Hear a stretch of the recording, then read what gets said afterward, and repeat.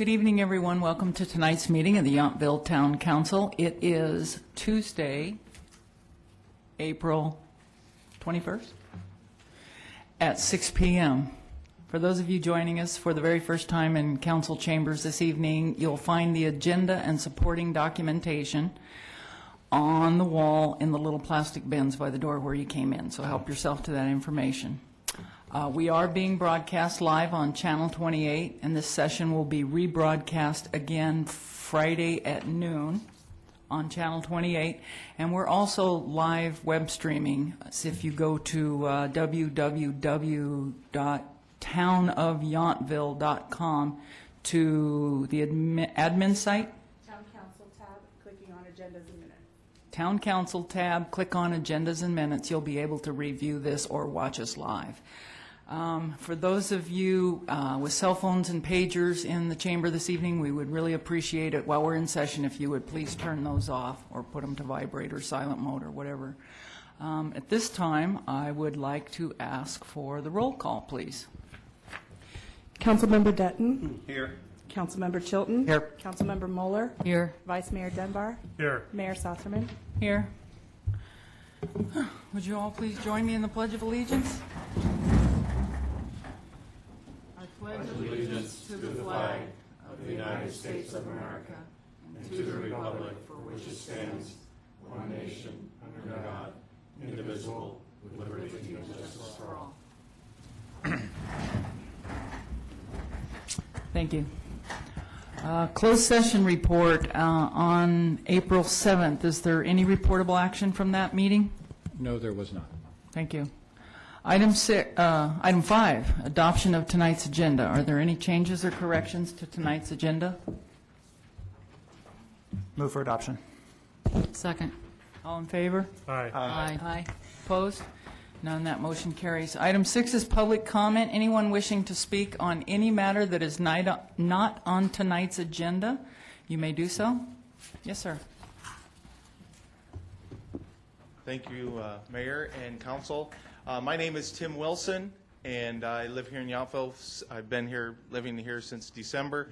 I am the event chair for the Napa Relay for Life, and I just thought I'd just come before the council and get the word out there that our relay this year, if you're not familiar with Relay for Life is a fundraiser for the American Cancer Society to fight the war on cancer. And just thought I'd come before the council and get the word out there. So it's sort of a community outreach, try to get people in the town involved. One of our biggest teams and one of our biggest fundraising teams is the team from the Veterans Home. They raise traditionally over $10,000, just their team alone. So right now our team goal for this year is 90 teams, and we're at about 75, which is really, really good. If you're not familiar with Relay, 3.5 million participants every year, 20 countries. It's raised over $2 billion. Our goal for this year in Napa is $200,000. And so I'd like I said, get the word out there for the town. Any businesses would like to be sponsors. The council itself, if you would, I ask that you would promote this for us. If you have any questions, you can call the American Cancer Society office in Napa, or you can call me if you would like. If you would like my number, it's 235-2845. Or we do have a website. It's relayforlife.org/NapaCA. And that's the Napa website. And if you want to start your own team or join a team or make a donation, that's fine. Or if you are a cancer survivor or know somebody who is a cancer survivor, we'd love to have them sign up, because if you haven't been to Relay, the theme for Relay is Celebrate, Remember, and Fight Back. And we start out by celebrating the lives of all the survivors. And then at night we remember the survivors and the people we've lost to cancer. And then at the end we have a fight back ceremony where we call everyone to go and fight back against cancer. What are they going to do to fight back to keep that awareness up 365 days, not just that one day. It is a 24-hour event. Starts at 9 a.m. on July 25th through the 26th, and it's at Napa Valley College down at the track. Like I said, you can go to the website or give me a call or call the ACS office and get more information. And again, thanks for letting me speak, and I hope everyone can go out and help us promote this, because it is a big undertaking, and we're on the right track right now. And like I said, the Veterans Home, if you talk to anybody at the Veterans Home that might be on the team, Kathy Vincent, an employee over there, is the team captain. They do a wonderful job. Like I said, $10,000 a year. That's great. So again, does anybody have any questions before I take off? What's the route of the relay? How far does it go? From where to where? No, it's 24 hours. It's on the track. It's on the running track, but you don't have to run. You can walk. What it is each team, you get a team, and each team, it's a relay. Each team has to have somebody on the track at all times, and it's 24 hours. I'm usually there the whole 24 hours. I know people that stay up the whole 24 hours, and we have fun. We're going to have entertainment, and there's always somebody selling food. So there's plenty of food, and we do have what we call a relay store where you can buy relay gear and stuff like that. Toward the evening, the sweatshirts go over really good on the relay store. But yeah, it's 24 hours from 9 a.m. to 9 a.m., and we have a lot of fun. And like I said, in the evening, there's a luminarias. They're little white bags that people write in memory of or in honor of, and we light them up and ring the track, and it really is inspirational as far as I'm concerned. So, but yeah, so you come on out and say hi and walk a little bit and raise some money if you like. Okay. Any other questions? Okay, thank you. Thank you. Anyone else? Public comment on anything that's not on tonight's agenda? All righty. Seeing none, I will close the public comment. Move along to approval of consent calendar. Are there any changes or corrections to tonight's consent calendar? I move for adoption. Second. All in favor? Aye. Aye. Opposed? None. That motion carries. The consent calendar is approved. Item 8, presentations. First item, retirement recognition for Mike Prawl, Public Works Director, Town Engineer.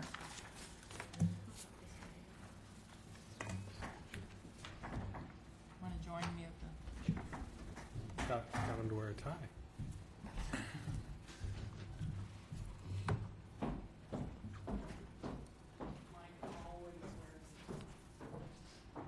So tonight we have a nice proclamation here. It's rather lengthy and it outlines all your accomplishments, and I'm not going to read it tonight because we have a long meeting. But I would like to present you with this little plaque, Town of Yountville, the heart of the Napa Valley. To Mike Prawl, thank you for your service and dedication to the Town of Yountville. April 30, 2009, Yountville Town Council and staff.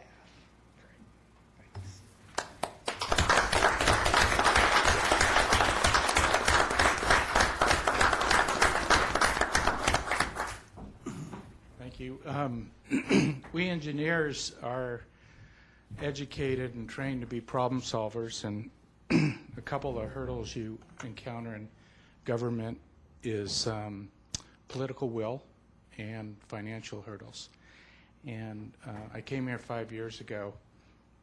Certainly, Yountville didn't have the financial problems that some other communities had. But not only that, they had the political will to solve them. And your support, the council support, and the previous council support, and the community support over the years has led to a lot of, I think, valuable accomplishments. And I just want to thank Barney LaRue and Don Moore. They have been instrumental in getting things done. You'll all remember when we decided to tear up the middle of town, redig the community pool, and put in a well in the heaviest rainfall year in 100 years. And if it wasn't for those guys, we probably would have drowned altogether. But they were incredible. They have been incredible. They've stepped up on maintenance of parks and operations and things, and they're just incredible staff. And this community is very lucky to have the public works staff that we have. So, thank you. Thank you, Mike. Thank you. And congratulations and good luck in your retirement. And let me know when you want to play the back nine. Okay.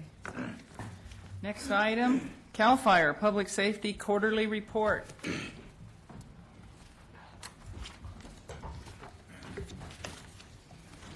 you, Mayor, and the rest of the council. For the first quarter of 2009, your fire department went to 166 calls for the 3 months, 58 medical aids, 4 public assists, 5 vehicle accidents, 7 alarm soundings, a technical rescue, and 1 hazardous materials incident, along with the public service call for the tree down. Of those calls, 77 were in the town. I'm sorry, of the total 166, 77 were in the town, 10 at the vets' home, 76 in the county, and 3 were auto or mutual aid to the city of Napa. For some of the major events, a couple of the major events for the quarter, we had the structure fire in February at Mustard's Grill, about 4 in the morning. Both the engine and the truck were dispatched and were the first and pretty much only used equipment at scene. Limited to the kitchen area. The fire damage is limited to the kitchen area, smoke throughout the structure. Damage at the time was estimated at $100,000. I did not have an updated cost of what it ended up being. The success stories on that one were just because of an unusual staffing day. We ended up with 4 people on the truck company and 3 on the engine, which is more representative of the larger cities.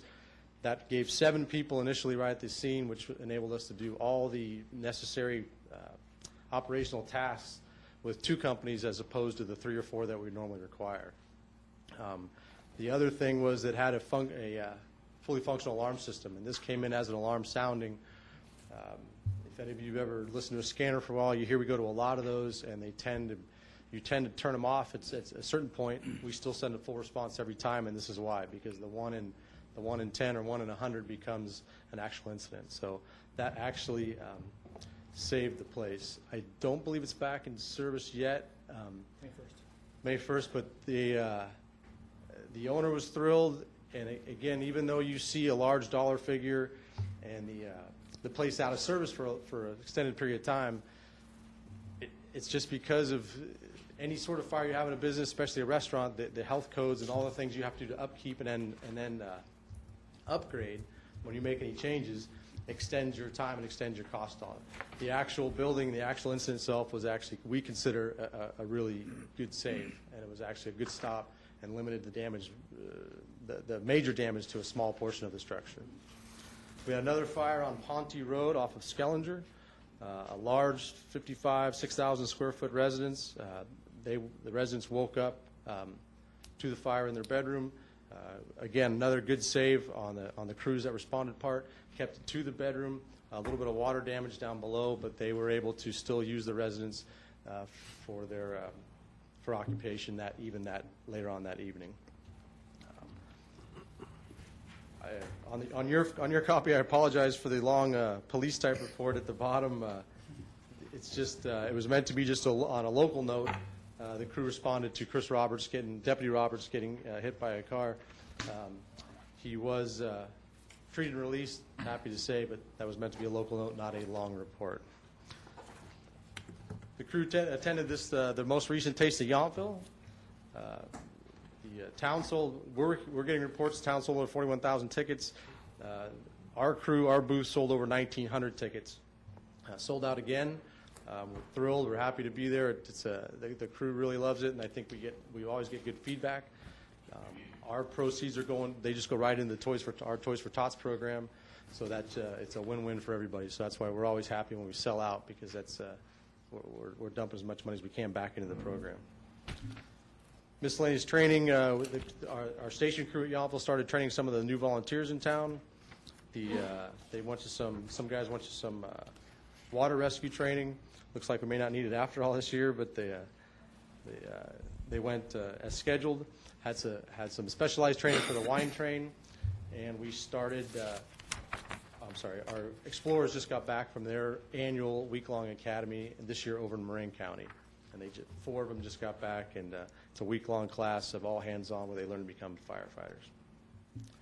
And probably last but not least, on behalf of the fire department, we too would like to congratulate Mike Prohl and thank him for his and his department's support working with us. They do all of our fire hydrant maintenance, upkeep, keep us in the loop for everything that's going on the suppression side. So again, congratulations and thank you very much for your support over the years.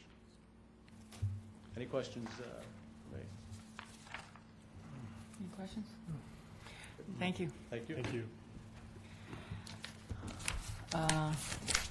Next item under presentations, Sheriff Public Safety Quarterly Report.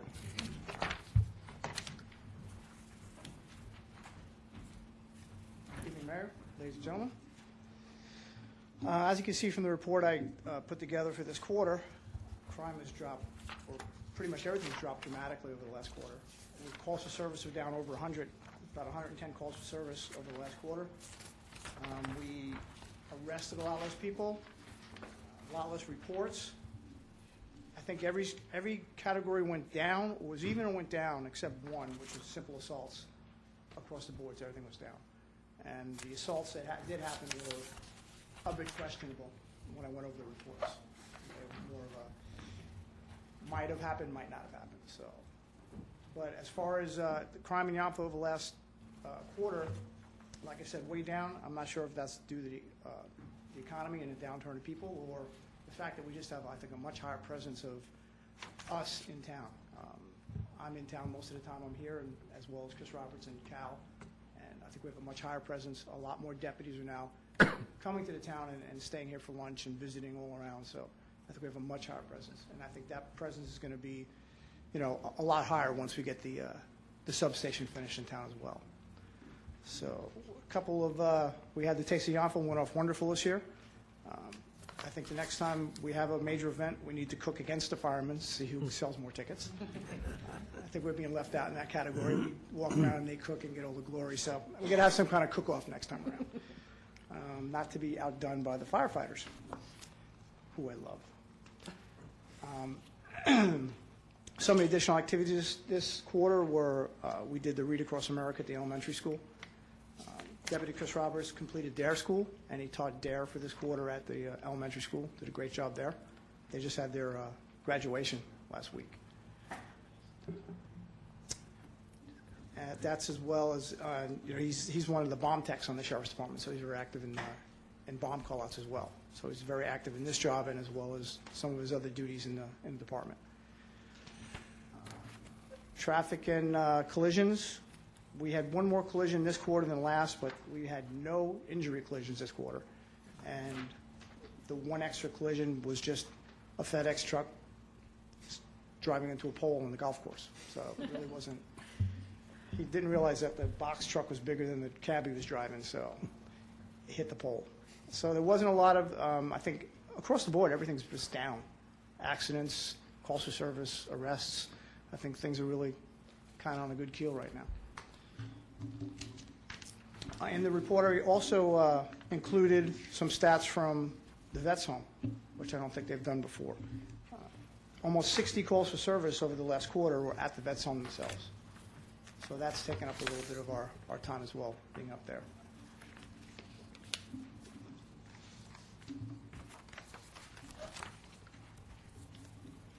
And pretty much the only significant case we did have was, as Mike reported, was Chris being struck by a car, then chasing the guy down and ripping him out of the car and arresting him. I think the guy's shoes were still on the floorboard after Chris ripped them out. So that worked out real well. He wasn't hurt real bad. He came back to work almost 2 days later and was right back at it again. So I think things are going really well. I think they're just going to get better, especially when we get in the middle of town. I think we'll have a lot of presence and a lot more community involvement. Good. Any questions for Sergeant Belmer? Comments? Yeah, I do. Have you noticed any change in the issues with our stop sign running, either by vehicles or cyclists? Because I personally haven't been hearing as many resident complaints, and I wonder if I it think- gets back some of that visible presence. I think the presence of our guys sitting at the stop signs and do more, we had less citations this time around, and I think that had a lot more to do with me asking the guys to go out and try to educate people. Chris and I are fairly new here, and we wanted to be able to get to know people. You know, if someone continually runs a stop sign, the education's not working. Someone runs it, maybe not from town, or a resident that is just not paying attention. We speak to them and it doesn't happen again. It's kind of exactly what we need to do, especially in a small town like this. We don't want to just go out and start fanging everybody that runs a stop sign. And I think this just never knowing where we're going to be because we're around so much, I think people are a lot more aware of it, as far as that goes, traffic especially. Good. Thank you. Keith, I was going to ask about the crimes against property. It was up in 10 in March from 1 and 2 in January and February on your table 1. Is that, you think that, is that just randomness in the world, or, I mean, I even know of an incident that we had, I think it was actually in April. Okay. I think what happened there was we had more vandalism than usual, and we also had a few more thefts than we normally do because someone went through and hit 3 different construction sites, Right. all within the same day. So we had, it was almost, all our crime was almost in a 1-week period. Okay. Where it's very unusual. One person running around, Yeah, one crew, maybe, okay, tonight we're going to hit all of the places in Yountville. And then, Okay. you know, vandalism is nothing more than maybe kids or something like that. But we don't have a lot of kid vandalism either. You know, once in a while we have some graffiti, maybe at the park, but that's about it. Okay, So thanks. I don't think there was any major reason for it. Truth. Any more questions for Sergeant Belmer? Thanks. And Michael, didn't work much with you, but known you for 30 years, and good luck in retirement. Okay, next item, comprehensive annual financial report by Terry Krieg. Is Terry here? No. He's scheduled to be here, but maybe someone told him the air wasn't working. I don't know. Okay. So, We will continue that item to the next council meeting. Do we need a motion for that? To continue it to a date certain? It doesn't need to be continued to a date certain. I don't know if maybe you want to consider if he shows up that you move it to a later time on the agenda. We could squeeze it in, I guess, if So he's we'll willing to wait and Right. through a public hearing. Otherwise, it'll just be placed on a future agenda. Okay. With that, we will move on to item 9, public hearing, master development plan, Bouchon Restaurant. Are there any conflicts? No? May we have staff report, please? Good evening. The item before you is an application to implement previously approved outdoor dining for Bouchon Restaurant in the courtyard that sits between the restaurant and the bistro. And as the staff report indicates, there have been several modifications to the site layout and design of the Bouchon site area, some of which related to this outdoor dining. It was first approved in 2005, and it was later revisited on 2 occasions in 2007. That approval was for 35 outdoor seats, but the applicant deferred implementation of the use to a later time, and so it was conditioned for further review by town council to address issues later on. And that's the item before you. It's a master development plan amendment that includes a use permit for the outdoor dining use and design review for the courtyard modifications. The outdoor dining use is for seasonal dining at the times of year when the weather's nice enough to accommodate guests. It's generally envisioned that would occur between April and October. The courtyard would be shared with the bistro, or I'm sorry, with the bakery during the daytime hours, transitioning to formal service by the bistro at 7 and continuing until midnight. 24 seats are envisioned to be served by the restaurant, and 2 new employees are required for that added need. Existing parking on site and through agreement is for 32 stalls.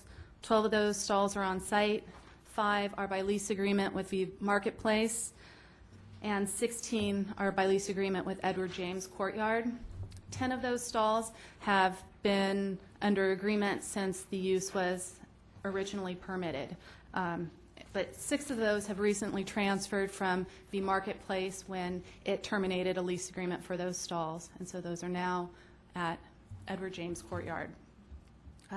Since publication of the staff report, the applicant has addressed the concerns over employee parking by negotiating with the Church on Fennell for 10 off-site stalls at that location. It's executed a lease agreement with the ad hoc property for 10 stalls at that location, and they've drafted an employee parking management plan, which I emailed to you last night, and there are also printed versions in the sleeve that contains the staff report for the public. That plan generally requires employees to abide by the plan or be subject to review. It provides the different areas where parking is acceptable, and it has a section on being courteous and respectful of the residential neighbors. I guess lastly, it has a section on alternative transportation. The courtyard modifications include replacing the existing tables and chairs with more substantial wood chairs and tables and iron and teak chairs. It includes commercial-grade string lighting that would be affixed to the building in 3 locations at a height between 8 and 10 feet. It includes a landscape uplight to illuminate the courtyard tree. It includes improved landscaping, most significantly an extension of the in-ground planter that's to the southeast of the entrance, and that would be planted with a 3-foot-tall hedge with the purpose of delineating the courtyard and providing privacy for diners. It also involves removing an oleander and replacing it with a star magnolia and improving the other planters with an espalier pear, ivy, rose, chamomile, sage, and chives. The courtyard surface would be replenished with decomposed granite for a more level and even surface and for improved drainage. There are drainage improvements proposed along the north end of the bakery building, and that channel drain would connect to an existing inlet. Lastly, directional signage is proposed to encourage customer parking at the adjacent property and to let them know of the availability of that parking. One sign would be affixed to the east fence on the Bouchon lot, and 2 pole signs would be at the driveway entrances to Edward James Courtyard on Washington and Yount Street. The main issues associated with this project are the floor area ratio, parking issues, and also use permit issues. As I earlier mentioned, the approval for the 35 seats was given in 2005.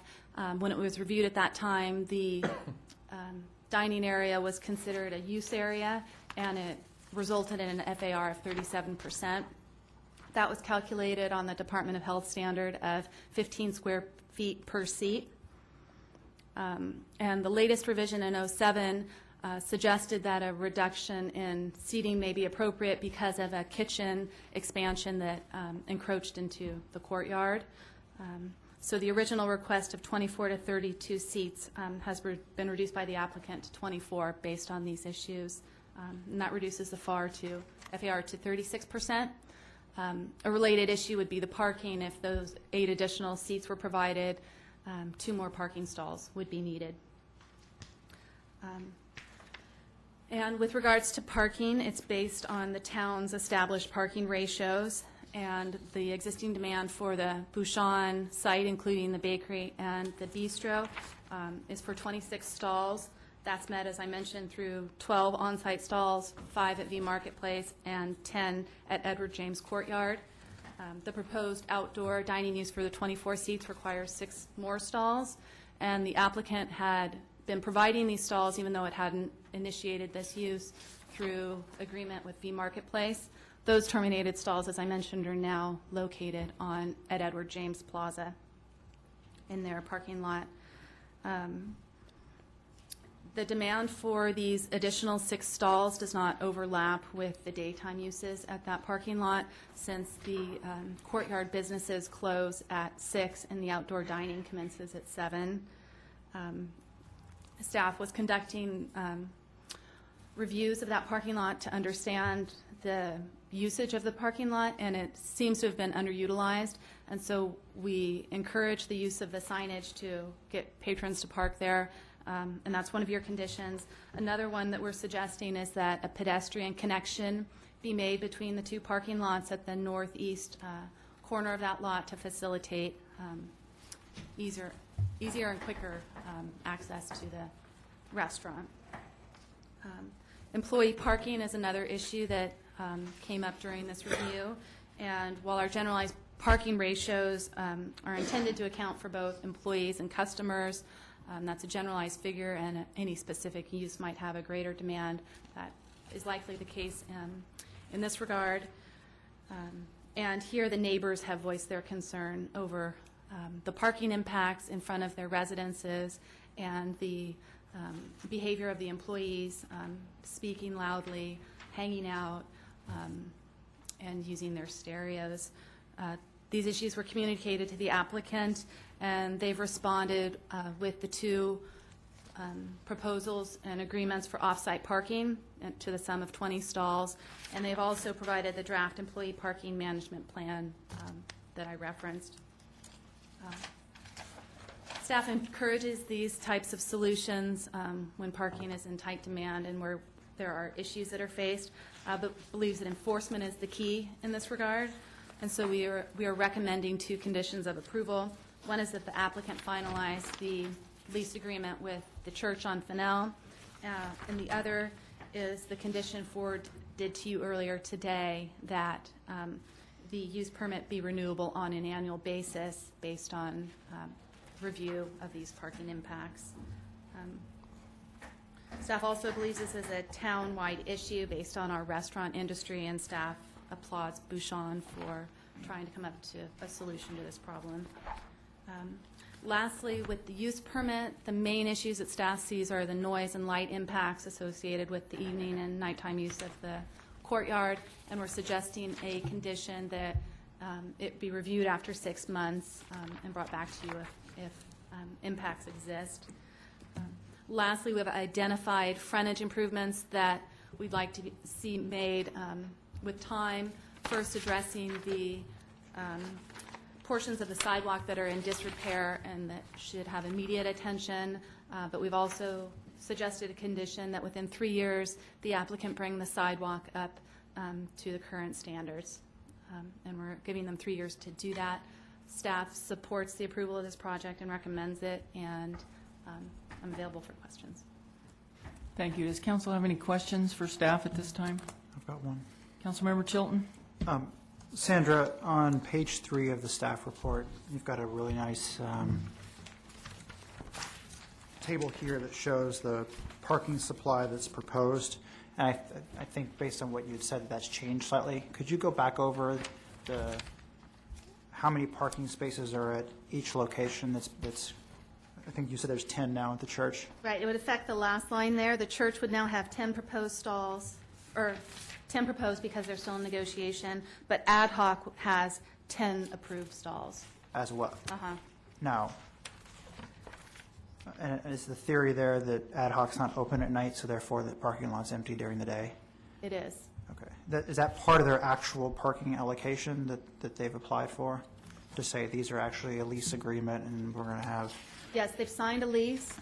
We're waiting to have that recorded, and the employee parking management plan references the ad hoc lot. Right. Okay, so that would be 10 more at ad hoc before 5 p.m., so for lunch. Before 5, yeah. Okay, thank you. Any more questions for staff? Vice Mayor? Yes. First of all, very good, very thorough report. Thank you very much. I know you're relatively new to this application and all its iterations, so I think you did a nice job of getting everybody up to speed with the details. The only question I have relates to the proposed Adventist church arrangement. Has staff discussed with the applicant the type of enforcement because that's a fairly far distance. I want to make sure that we're being realistic that that would actually be used, and if there has been any talk about how either the town or the management of the restaurant will be enforcing the employees use it. I may allow the applicant to address that further, Okay. but with the condition that we're proposing, which I should probably read into the record as well, staff envisions doing spot checks to see if during the days those stalls are being used or not. The only time that lot is off limits is on Saturday, so it should be easy to tell if that's effectively being used or not. And are these going to be restricted spots? I'm just thinking, with Bardessono Inn employees now in Fennell, and as we get further into potentially the affordable housing units on Fennell, if there's a concern that those spaces, I mean, I know it's a large parking lot there. I don't know if you're talking about specific spaces with signage for Bouchon employees, or if they just are supposed to use 10 spaces there, and then how do I we know? believe they're How do we just- know who they are? So, you know, if we see 15 cars in that lot, how do we know that they're Bouchon employees? It So that- could pose a potential enforcement issue, and it might be hard to determine they're specifically used by Bouchon employees. I think we'll turn to the applicant and see what ideas they have for enforcing it, and in the review of their employees or doing spot checks on their own, knowing what vehicles those are. I think it's a potentially easy fix, whether it be a sticker on the dashboard or something that the employees would need to have, but Well, and I think it's also fairly easy and reasonable to identify on some type of a map where the 10 Bouchon designated employee parking spaces are, and, you know, we'll match that in our spot checks. If they're utilized, then that gets recorded, and if they're not, we'll have a conversation. But I think that part's fairly easy to actually do. okay, thank you.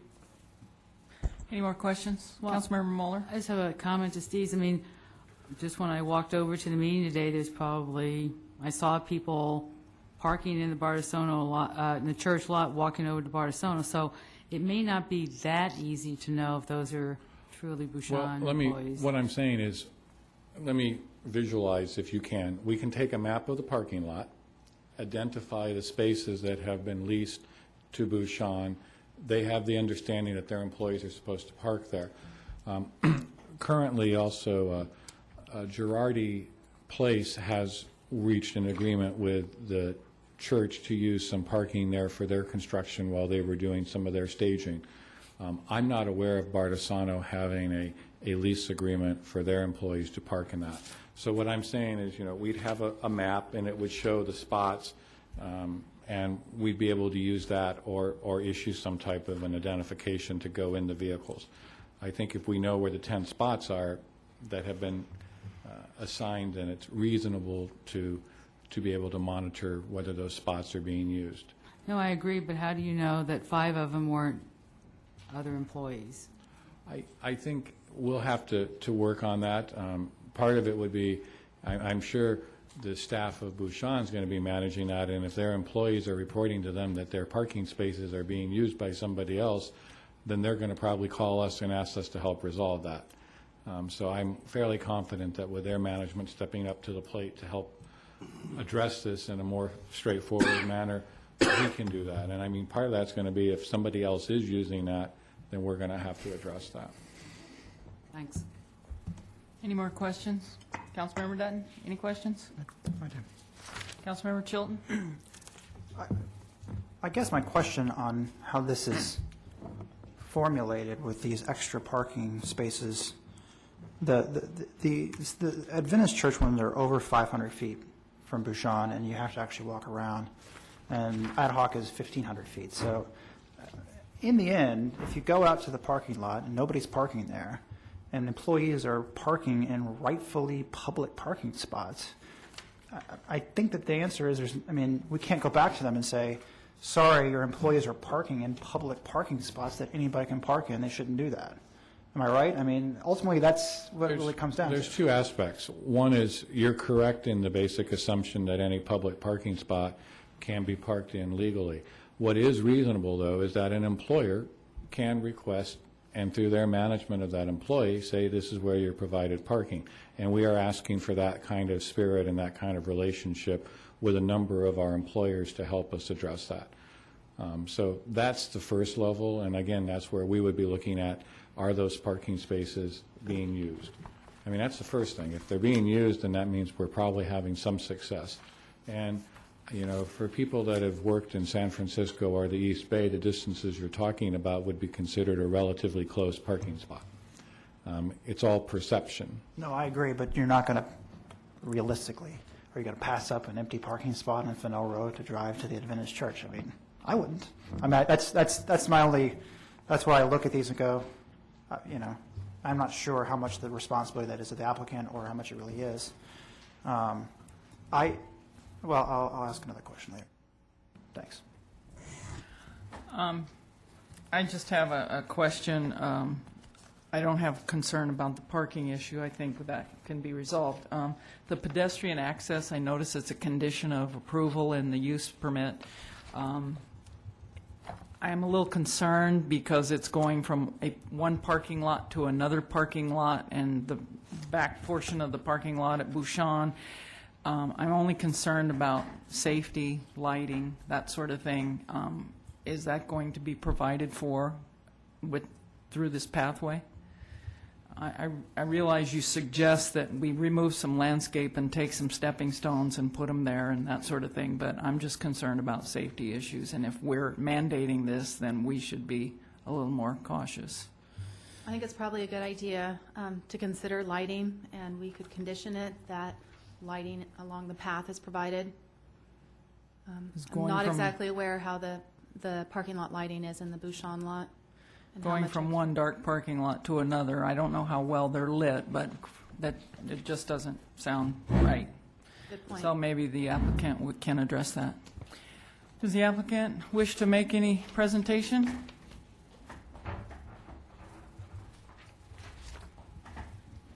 Good evening, Mayor, Vice Mayor, Council. My name is Brian Cochran. I'm with Bouchon Bistro. A couple things that did come up before I get into the narrative of what we're trying to do here is the lease that we have with V Marketplace, they did notify us that it is going to term, but that will term in April of 2010. The other point that was brought up was we want to make sure that everybody knows we're not going to be serving lunch in the space. It is only after the bakery closes that we're looking at doing dinner. During the morning and the afternoon, that space will all still be used for bakery use. So what we are proposing is just enhancing what we currently have. We currently have 24 seats out in the courtyard. We want to upgrade that to some teak and wrought iron furniture so that the guests of the bakery in the morning, that the visitors and locals have a nicer place to sit out there, whether they're having bakery or grabbing a sandwich at lunch. And then we have somewhere where we'd like to propose to serve dinner. The proposal came about because we do run into a lot of the guests, the visitors and locals that come in during that 7 o'clock to 8:45 dining time, that we send them down to our neighboring restaurants because Bouchon is very small and we can't accommodate them, but they still hang out in the courtyard area. So they're waiting for a table or they're having cocktails, and we would like to upgrade that so that they can experience having dinner there also. It has been brought up that 2 employees can't manage the 24 seats, but that is the current ratio when we're looking at the kitchen. The kitchen is fully staffed, whether we do the 85 or 90 seats or whether we do 120. We can't add any more people into the kitchen, and we can't add any more servers into the Bouchon or the bus staff. So currently we have 4 servers and 2 bussers that handle inside Bouchon currently for the 90 seats. We want to create to level out that decomposed granite and put in some drainage there. So it's not necessarily doing a hardscape, but it has the drainage so that we don't have issues with the rainfall, and then upgrade all the seating in there. So, and we do understand that parking is an issue in Yountville, and we're trying hard to come to some conclusions on making sure that we follow up with our employees, and any employees that, it was brought up that are being disrespectful or throwing cigarette butts or playing loud music in front of any residents. It is going to be, we do have a parking enforcement policy that it is going to be attached with all the employees' paychecks. It will be enforced by the management here on staff. And if residents see something that's going on, if they can give the managers in Bouchon a description of the car, if we have any kind of reoccurring problem, that we can address it and take care of it, or even get a license plate. I mean, so they don't have to have any confrontation. Just something where we can enforce it, because as Councilman Chilton said, when I was coming back from the church, I did notice a lot of employees that were in the black and whites, and they were going to Bardesano, or they were walking over there changing in their cars, and it's the same attire that Bouchon employees wear, or Red or Hurley's or numerous restaurants. So we just want to make sure that we do our part to enforce our employees to act respectfully in the community and follow up on the parking policy. We are talking, just to help everybody envision what we're talking about, the lights like at Bottega outside that we string like during the 10th anniversary party or Bastille Day, that creates that nice outdoor feel for the guests when they come in and want to sit down and have some dinner, where it's nice on those nights. We won't be taking reservations for those tables, just in case we have inclement weather. We wouldn't want to do that to a guest that had a reservation that couldn't come in and sit down now. It would be for those guests that come in during that time and would like to sit down and have dinner. But truly, when we say 7 to midnight when the kitchen closes, we're really talking about 7 to 9:30 when most people want to eat. As with our open table reservations, we don't see very many reservations after the 10 o'clock or 10:30 hour.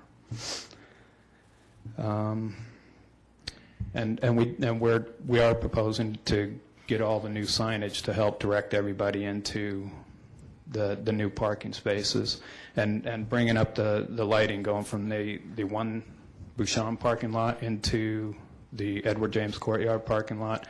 It is definitely something that we would have to do, because it does get a little darker there, so we should put that in there. And that's what I have. Thank you. Questions that I can answer? Does council have any questions for Mr. Cochran? Vice Mayor? I do. Yes. Thank you. I assume that some of the staff recommendations that are adjustments from your initial application you have either discussed, negotiated, and have at least seen. I'm just curious if you have any concerns about any of the staff recommendations in terms of the hedge, for example, along the sidewalk edge, or the replacement of the sidewalk, the parking lot, pedestrian access, any of those additional elements. It has been discussed, and everything that we have brought up with staff, and we do agree to those terms. So the terms in here that staff is recommending, you're comfortable with if the council feels that they're appropriate? Yes, sir. Okay. And in terms of your desire to have the outdoor dining until midnight, if that midnight hour is not approved, is there an alternative hour that you have in mind? You just mentioned that you usually don't seat people after 10 o'clock or something to that effect. I see that as a potential concern, being right next to residential parcels on the other side of the fence. So I'm just wondering, before we go into a discussion or hear the comments, if you have an alternative time in mind. We could do that. When I think about 10 o'clock, I think about if you were sat at 9:30 and you have an hour and a half dining experience, you're into 11 o'clock. So actually having people out there is where we built the cushion in to say midnight. So having people out there now, I believe it would end up being the same as what we currently have already. It's just they would be having dinner instead of having cocktails out there. Okay. I think those are the only questions I have for right now. Thank you. And the hedge, Well, just along the side. Yeah, staff is recommending that it be maintained at a low level. Right. And- It's essentially what that is we're looking at. We currently have the rose bushes with the bark in the planter box, and people go in and out of there and just trample through everything. And it's basically just to keep people from walking to go in the door and go out and sit at the tables, to where they would just walk around like 6 feet around and then sit down at the tables rather than just walk through there. Okay. Thank you. Councilmember Chilton? I do have one question. I was looking at my notes. You made a comment about the expiration of your parking space lease with the marketplace. In the staff report, it talks about how you previously had 11 and 6 of those were terminated. Are you still going to have 5, or are those 5 also going away in April 2010? We will still have the 5. Okay. Yes. How long do you have a lease on those? Do you know? Okay. Perpetual, evergreen. Okay. Can they cancel it at some point? I mean, no? Okay. Thank you. Any more questions for Mr. Cochran? Thank you. Thank you. Before I open the public hearing, I just want to comment, we did receive 2 letters, one from Holly Hansen on Heritage Court, concerned about parking issues, as well as one from Don Hinfling on Yonge Street regarding parking issues as well. So, is there anyone that would like to comment on this matter this evening? Yes, ma'am.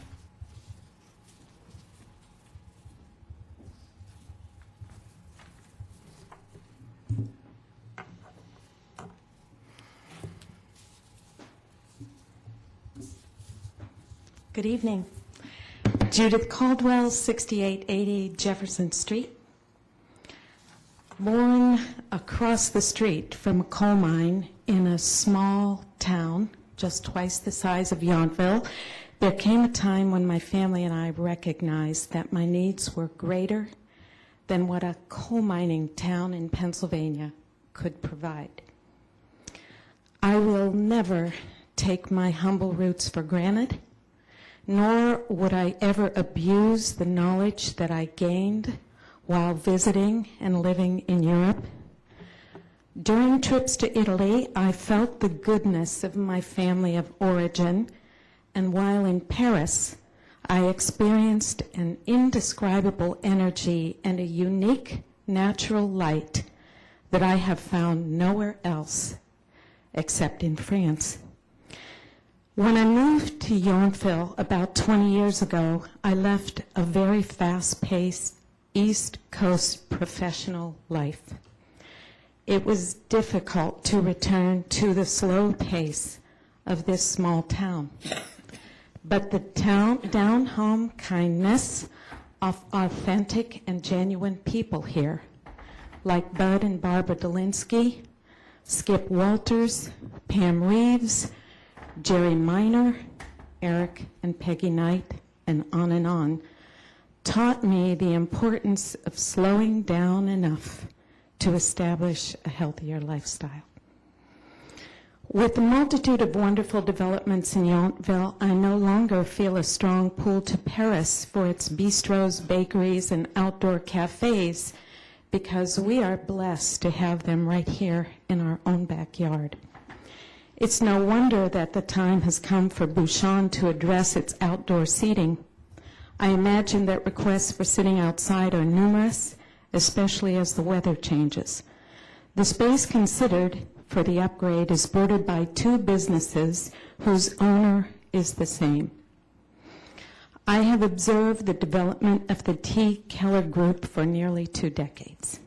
Theirs has not been a hurried nor a reckless growth process, but rather a slow one, reasonably thought through and sensibly paced by highly professional and respectfully approachable people. With this community in mind, not only its own success. Over the years, it seems that when TK projects were brought before the ZDRB and Town Council for approval, staff recommendations and suggestions were offered, and they were well taken. Ordinances and regulations have been adhered to. I can't imagine that the dedicated TK team would create anything less than wonderful at Bouchon, keeping the authenticity of a French flair while responsibly adhering to Yountville's requirements for the highest good of all concerned, including parking. In fact, I honestly believe that if given the suggested use of an on-loan temporary piece of public art by Yountville's art commissioner, the open-minded TK team might even consider that at some future point temporarily for the designated outdoor public area. Obviously, the council and staff realizes far better than I that without the success of restaurants and inns in our town, we perhaps would be at a great financial disadvantage. And so I have great admiration for those whose professional foresight and diligence continue to grow Yountville into its healthy future.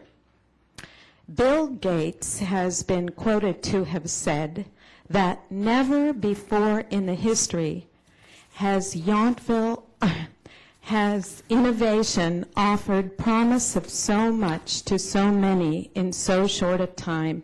And I believe that the innovation of its food establishments has done just that for Yountville. The neighboring coal mine from my childhood days has completely disappeared from the little town where I was born, but many of my cousins still remain there. What joy it is for me to have them visit Yountville and enjoy the restaurants that they continue to read about month after month in magazines and newspapers. And actually, I'm not sure at this point if they visit Yountville to visit its culinary artistry or Jay, Michael, and I. But for whatever reason, I can guarantee that my cousins will continue to visit Yountville, and so will many others who cherish this very special town. And with that, I support Bouchon's recommended changes. Thank you. Thank you for your comments. Anyone else? Public comment? Yes, ma'am. My name is Kathleen Braun, and I live at 2080 Humboldt Street, and I guess I'm here just to ask for a little help. I'd like to address the issue of the parking lot out there called Humboldt Street. And while I think it's great that there is a parking management plan for Bouchon, which I'm very grateful for, it doesn't apply to all the other establishments, does it? We can reasonably assume that there's going to be still overflow parking on that street because not everybody there is a Bouchon employee, although most of them are. And my biggest concern is because my house sits practically on the street. It's the white one right behind Morgan Lane. I'm closer to the street than anybody else, and the noise is horrendous. And I have gotten up at 2:23, 3 o'clock in the morning to ask people to please move on, take their conversation elsewhere, turn their stereo down. And it's not just Bouchon, but there's just a lot of people who work around here who park on that street. And it's become, I've lived there 9 years, and it's become, in the last couple of years, more and more and more of a noise problem. And it's not just at nighttime. They'll also do it in the daytime. The last thing they turn off when they come into town here is their stereo. The first thing they turn on before they leave is their stereo. They change clothes out there. I had one instance, and thank you, only one, of some of the cooks urinating in the street. I have one individual who periodically empties his entire ashtray right in front of my house in the street. And what I'm asking for here is it's a noise problem more than anything. And I'm looking for suggestions from council, from staff, as to how to address this issue to make people understand that we actually live in this house and other people live in those houses, and we do sleep at night, and we do go to work early in the morning, and we don't want to have to get up at 3 to say, do you mind everybody here sleeping? Just last night, I went out at 9:30 to ask a young man not to park in front of my car because his car makes such a loud screech that it just sends me and my cats into orbit. And Lois Riker's going to get a surprise tonight because he's parked right in front of her house. So you can expect to hear from that. I realize that it's hard for these people to find a place to park. And sometimes I have come home and there's been so many cars on my street that employees from City Gates park across my driveway. And I have no place to go. I don't mind it. I understand there is a problem, but it has become more acute and it's just become much larger. And I'm just looking for suggestions. I don't know what to do.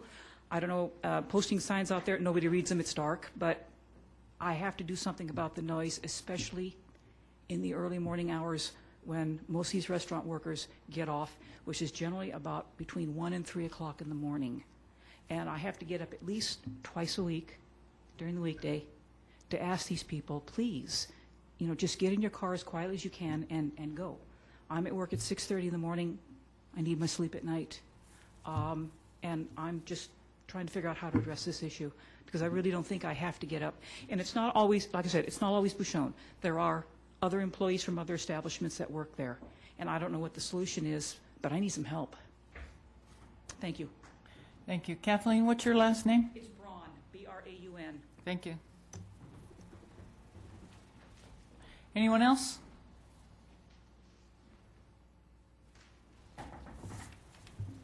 Gary Wooden, 2010 Holly Street.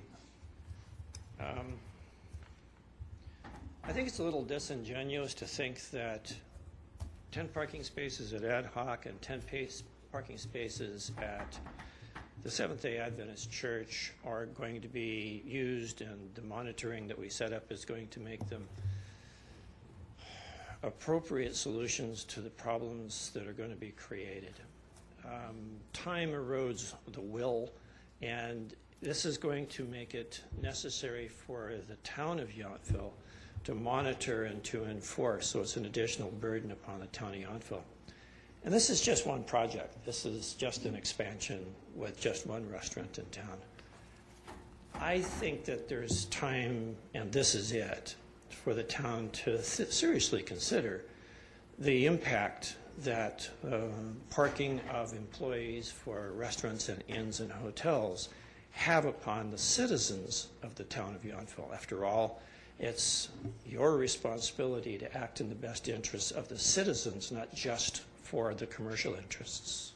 Thank you. Thank you for your comments. Anyone else? Okay, seeing none, I'll close the public comment, bring it back to council for further discussion and/or decision. Councilmember Mueller? I think that, I realize that we are here talking about 24 seats at Bouchon's, but I think what we've heard and what I see too is that this, there really is a big issue with parking, and I think that Bouchon has gone a long way to really address there specifically. But I think this does open a whole nother discussion that we really must have related to parking. I know that there are other restaurants and other neighbors that have come forward, and so this is going to be that catalyst. So I hope that we can really formalize those discussions. I also believe that there are a lot that we can do. I know the community center is going to be opening in the fall. There's going to be a lot of parking there. We've got 10 spaces out front here in the town hall. There are, places in the school that maybe we can help facilitate talking about that. So, I think there are solutions, and I just don't think that we have given it enough discussion. It was one of the major points during our January meeting where we brought a lot of citizens in, and I'm not faulting anybody because we're busy, but, it's April going on May. So I do think that we should use this to really serve us to make a priority out of this, because I do think it is important. So back to focusing on this issue, I think that, Bouchon has done a lot with their parking instructions and their permits, and I think a lot goes to educating and really talking to the employees. And, perhaps the neighbors, I know it's going to be a pain, maybe get those license plates, but our police aren't very busy. They just told us that. So, maybe there are some small things that you can really do to help us. So, I think that right now, everything I've seen Bouchon do and, working with the town on this parking, I think they've gone a long way, but I think this is just the beginning for our bigger problem. Councilmember Chilton?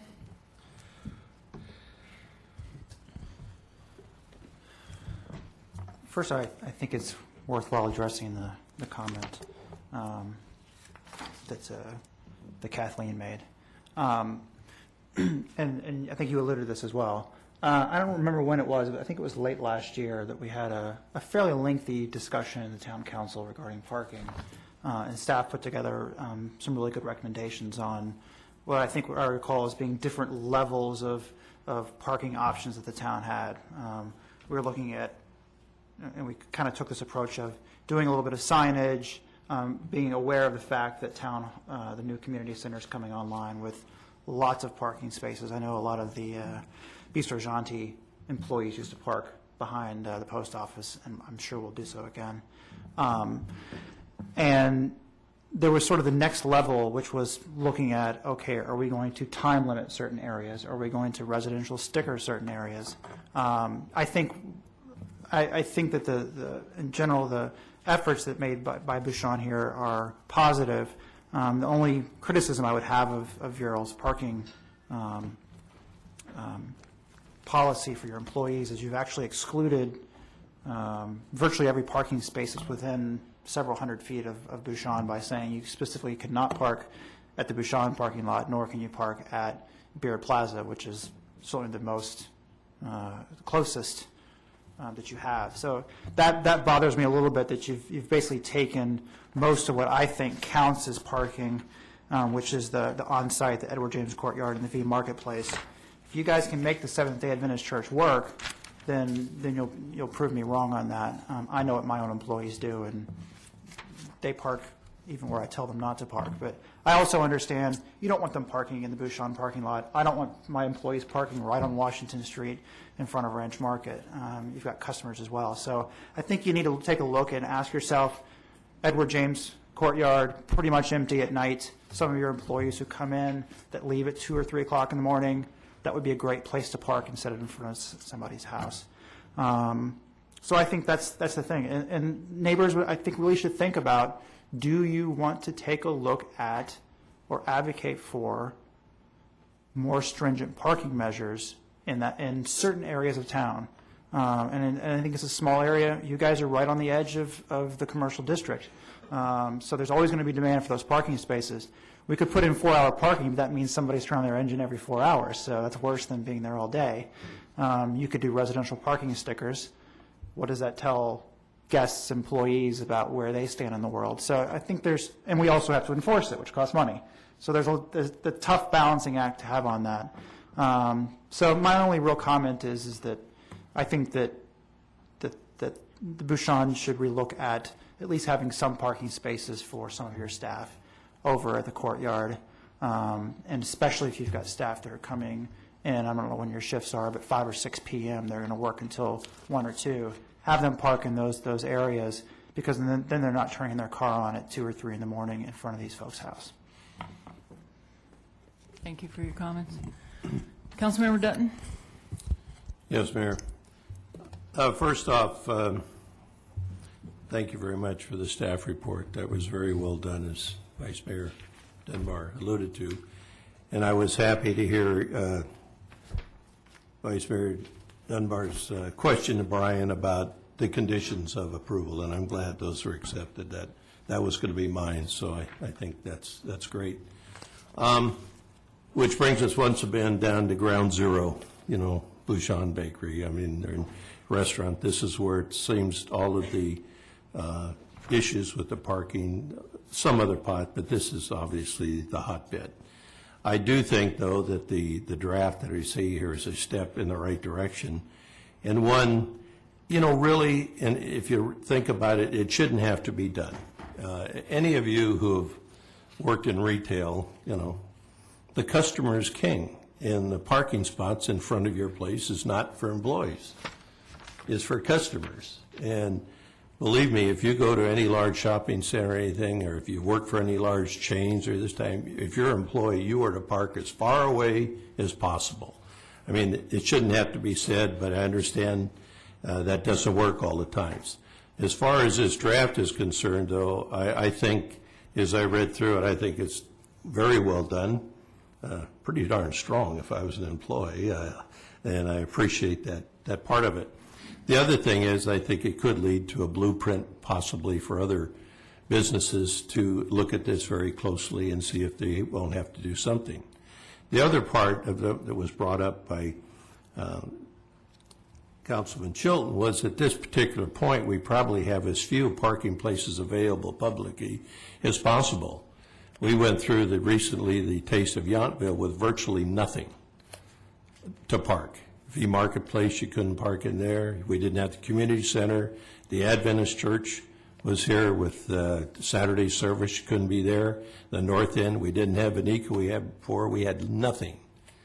Yet somehow 5,000 people found a way to get in here and get around. And is those I talked to on parking duty, and nobody was complaining. So I don't know where this is, but in any event, it can be done. I don't think it's an impossible task by any imagination. I do agree to put a lot of restrictions and go in, parking permits, limited time. That's a last resort type thing. I think what it involves is just a lot of common sense and people, dealing with their staff and showing them employees where they can park. And I do think as things open up, especially the community center, we're going to see, a lot more availability of that. So I applaud you for your step on that as far as the draft, and I hope that other businesses, as we get into this further, and I agree we have to, will sort of take up the banner also. Thank you. Vice Mayor? I'll try to limit my repetitive comments, so I'll see if I can just touch on a few key points.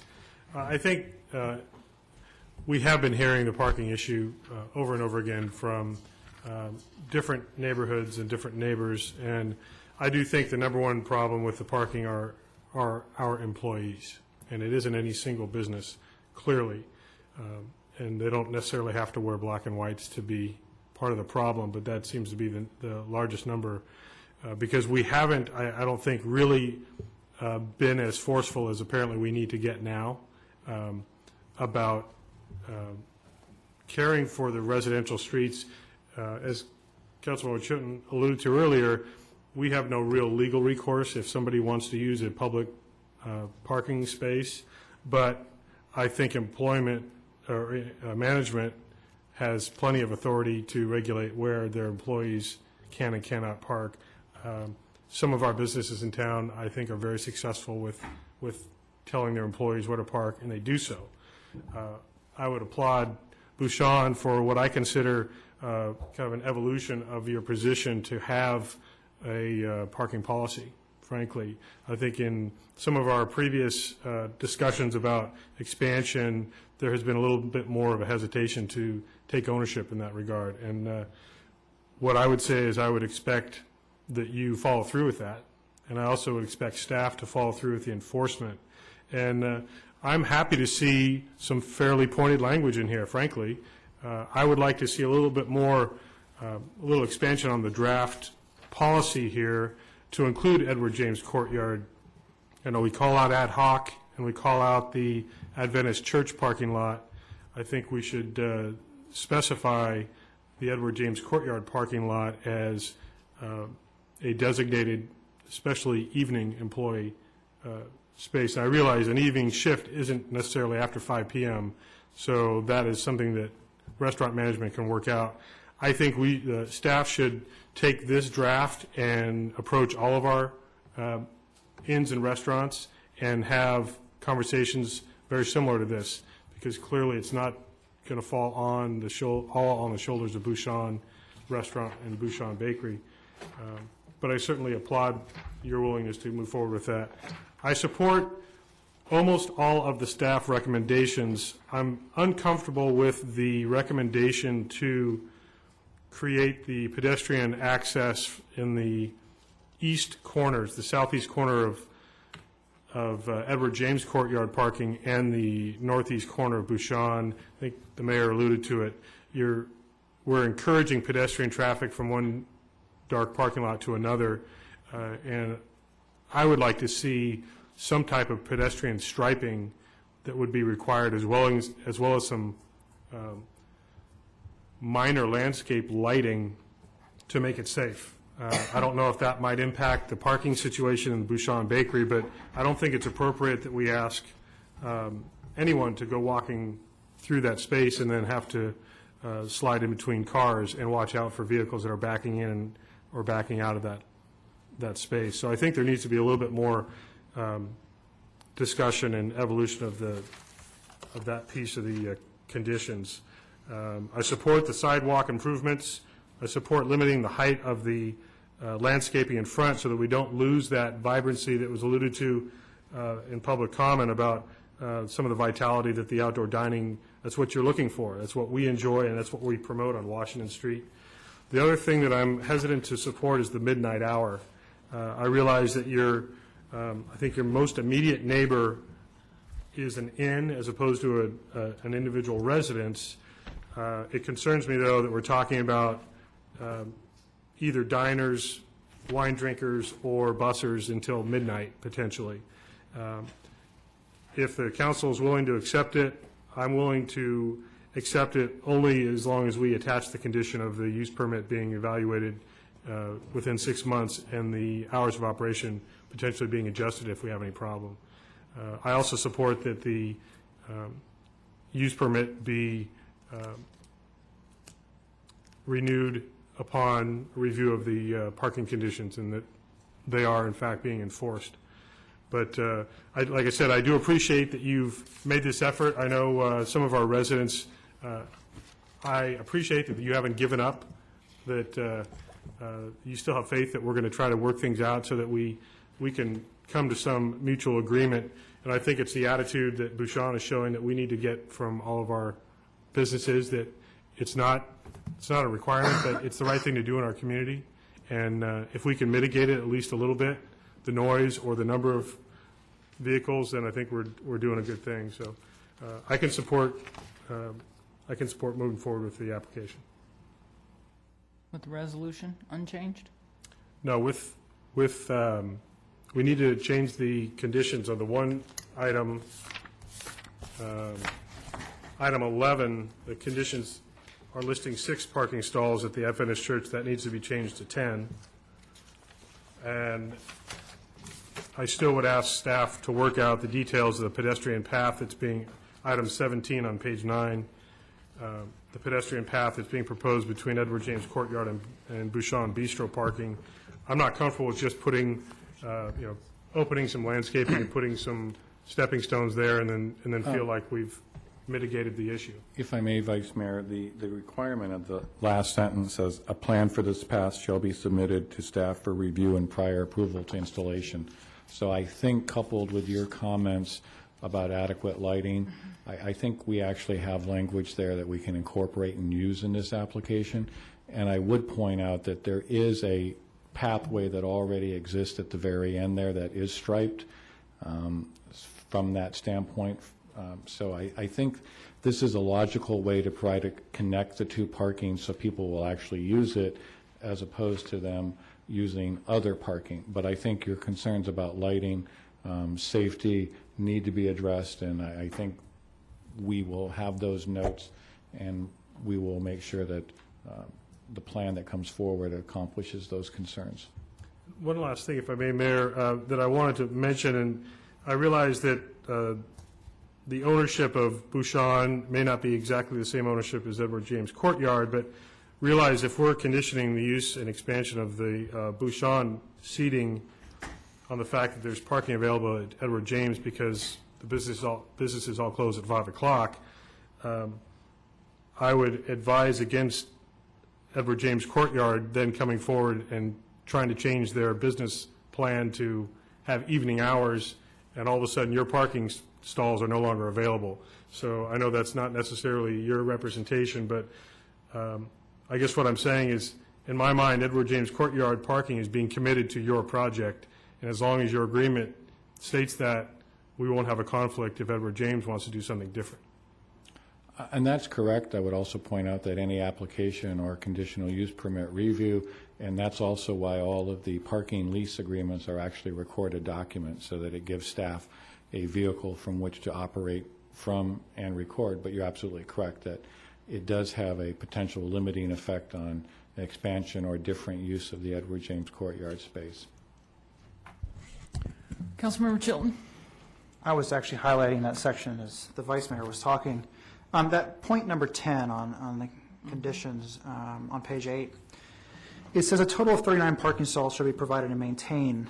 I don't want to get, maybe you can comment on this. I don't want to get too overly legalistic.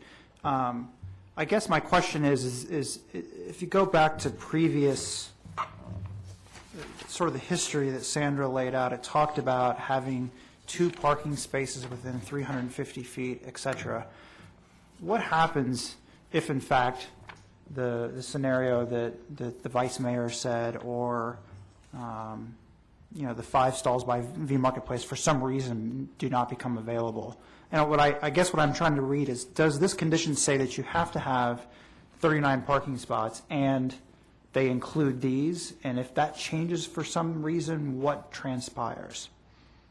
I mean, if there's some way to accommodate the 39 spaces that's different than what's provided for here in detail, then, I mean, it is a condition of the use that will have to be worked out with staff, and it can be, if it can be accommodated by some other spaces, I don't think that would be in violation of this condition necessarily. Well, it can be amended to provide that the spaces are somewhere else. I guess my concern is if let's say Edward James Courtyard or V Marketplace, you lost a lot of those really close parking spaces.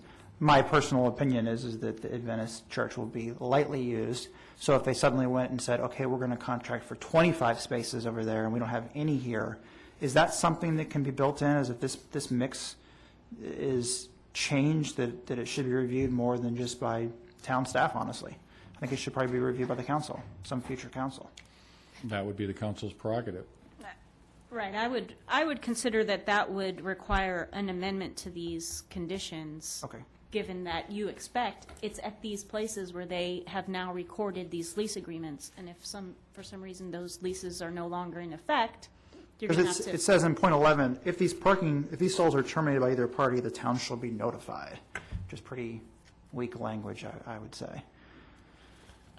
Well, we can, again, I think because it is listed in number 10 as a condition for to be maintained during the use, that if it changes, it's going to have to be amended into this approval.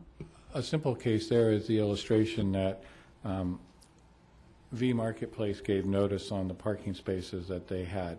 So Bouchon worked to resolve that change in parking space first. So that's the intent here, and I think that using that background, that the expectation is 39 spaces are maintained, and we need to show documentation as to where those are. And if something were to change, if you want to put a provision in that it needs to come back, I would suggest you add the sentence. Or, because these are all recorded, we have the ability here, if they fail to maintain the parking, then they've got to address that, and that would be part of their use permit. So I think you have that protection built in right now, to be honest. That's my question. I could share a little information too with those leases. The ones that are recorded under number 10 are, the term is for the duration as long as Thomas Keller owns the property. The ones that were lost had a termination clause that was exercised, so that doesn't apply to the other ones. Mm-hmm. Good. Thank you. Any more? Well, if I could, just to follow up on Councilmember Chilton's concern, for example, the community center parking lot will have spaces available, I would think, for the town to work with businesses to get people off residential streets in some cases. It might be just a couple spaces, but in this situation, for example, if the Adventist church parking really doesn't work out and they're going to lose their use permit, I think management is going to come to the town to potentially resolve that issue before they lose their outdoor seating. And the town may be in a position to accommodate that with our new, at least in some evening hours only kind of agreement. And then I think we could modify the language in here to change the church parking to the community center parking, just as a hypothetical. That would be, well, I guess this, my question, because you've opened up a whole other can of worms there. The idea is simply that if this mix changes, this has to come back for review, as it's written. Right. Thank you. Yes. The operative word being shall be provided. Shall be provided.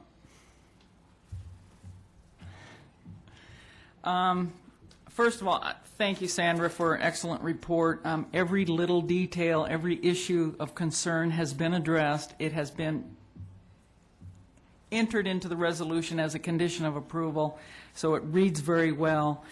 This application can come back for review in 6 months if there are any problems or we have any complaints. I think, with respect to the parking issue, it's something that's been under discussion by this council and previous councils for the past 10 years and will continue to be a major issue in this community.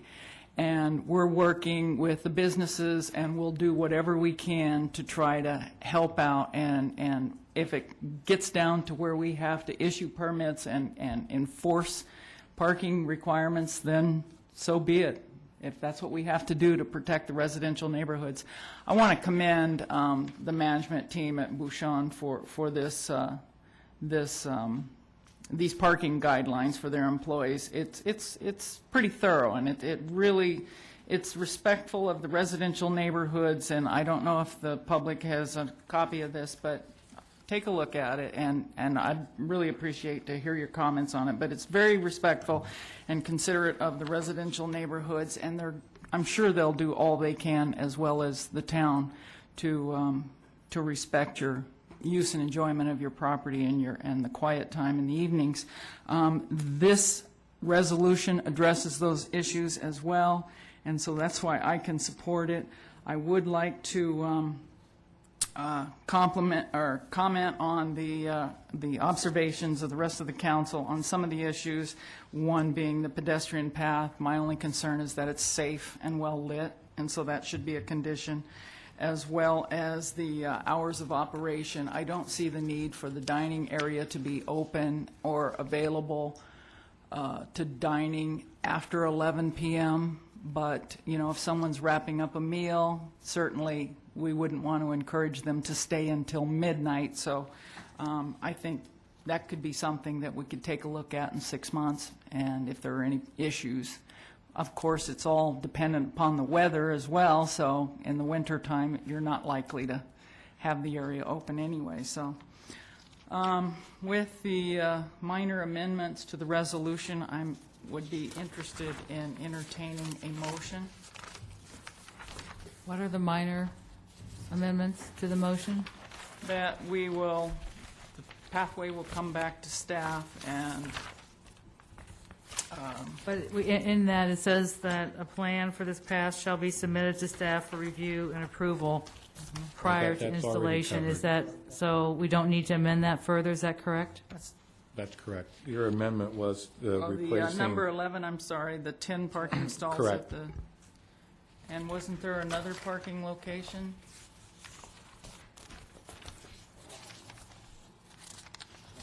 Oh, ad hoc? It's not in here? Okay. It's in this, but it's not in this. Okay. How about the condition I emailed you on the automatic renewal based on the parking review? Well, I believe I spoke to that I Yeah. would like that And to be in there. I didn't see it, I'm sorry, the condition, I didn't see that. Would you It's like in me it. to read it? Yes.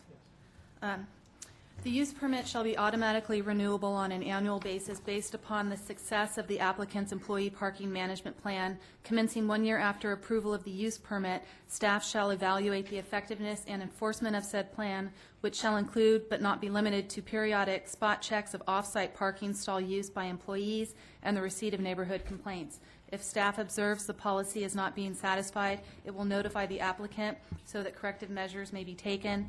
This evaluation shall be subject to an annual monitoring fee of $500 payable prior to utilization of the outdoor dining use and each year thereafter. Excellent, thank you. So that will be incorporated into the resolution. So I'd like to move that for approval of the resolution with the following two amendments, that number 11 read 10 parking places instead of 6, and the use permit that was just read into the record be added as condition number 21.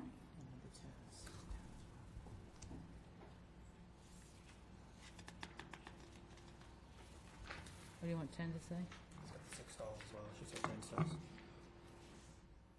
Oh, and number 10, the 6 stalls, and number 10 and number 11 be amended to read 10. And then the use permit that was read into the record be added as condition 21. Those are my amendments to resolution. Hold on. Number 2777-09. I'll second it. All in favor? Aye. Opposed? None. That motion carries. Thank you. Thank you to staff. Thank you to the applicant and to everyone that came and expressed your concerns.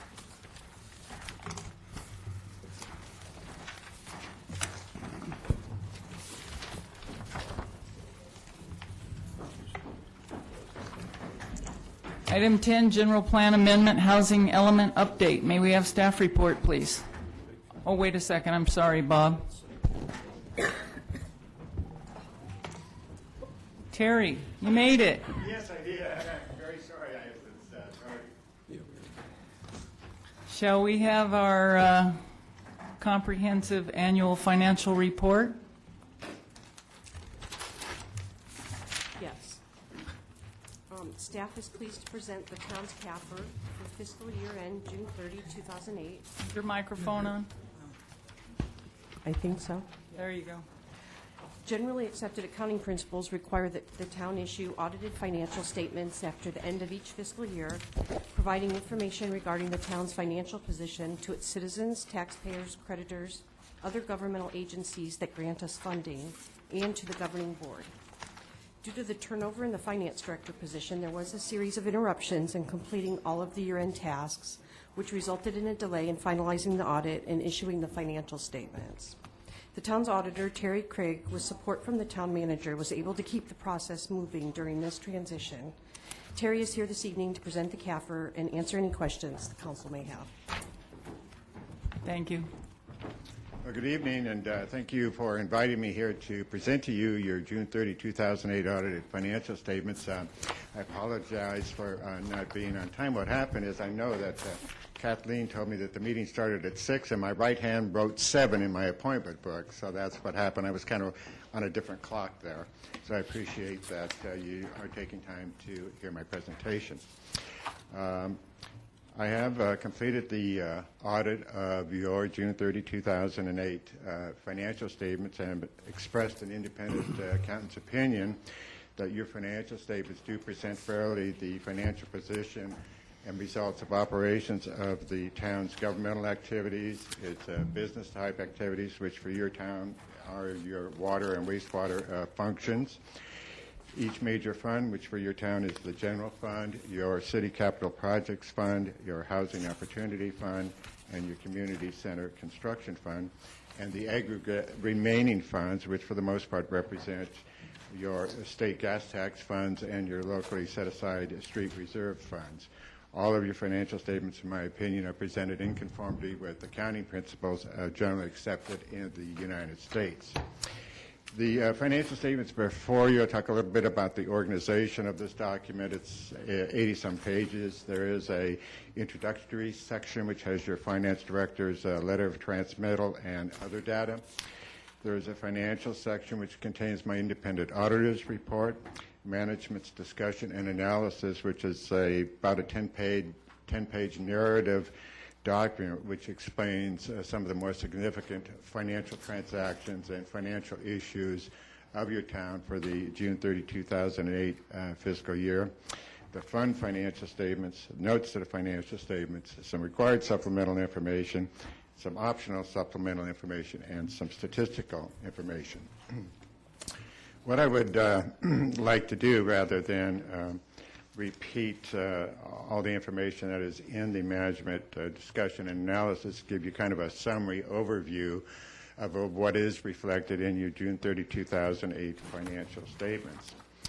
Pages 13 and 14 have what is commonly referred to in today's terminology as your government-wide financial statements, and that is a presentation that presents the city's overall financial position and results of operations in a fashion somewhat similar to private enterprise, in that depreciation expense and those type of things are also reflected in those.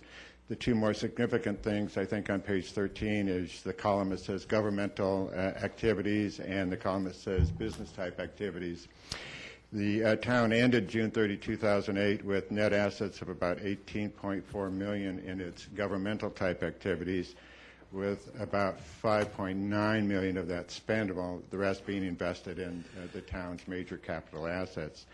Your business type activities ended the year with a net assets of $9.3 million, with about $2.4 million spendable here again, with the rest invested in your non-spendable capital assets, land, buildings, equipment improvements, less accumulated depreciation, less the long-term debts that's associated with those particular capital assets.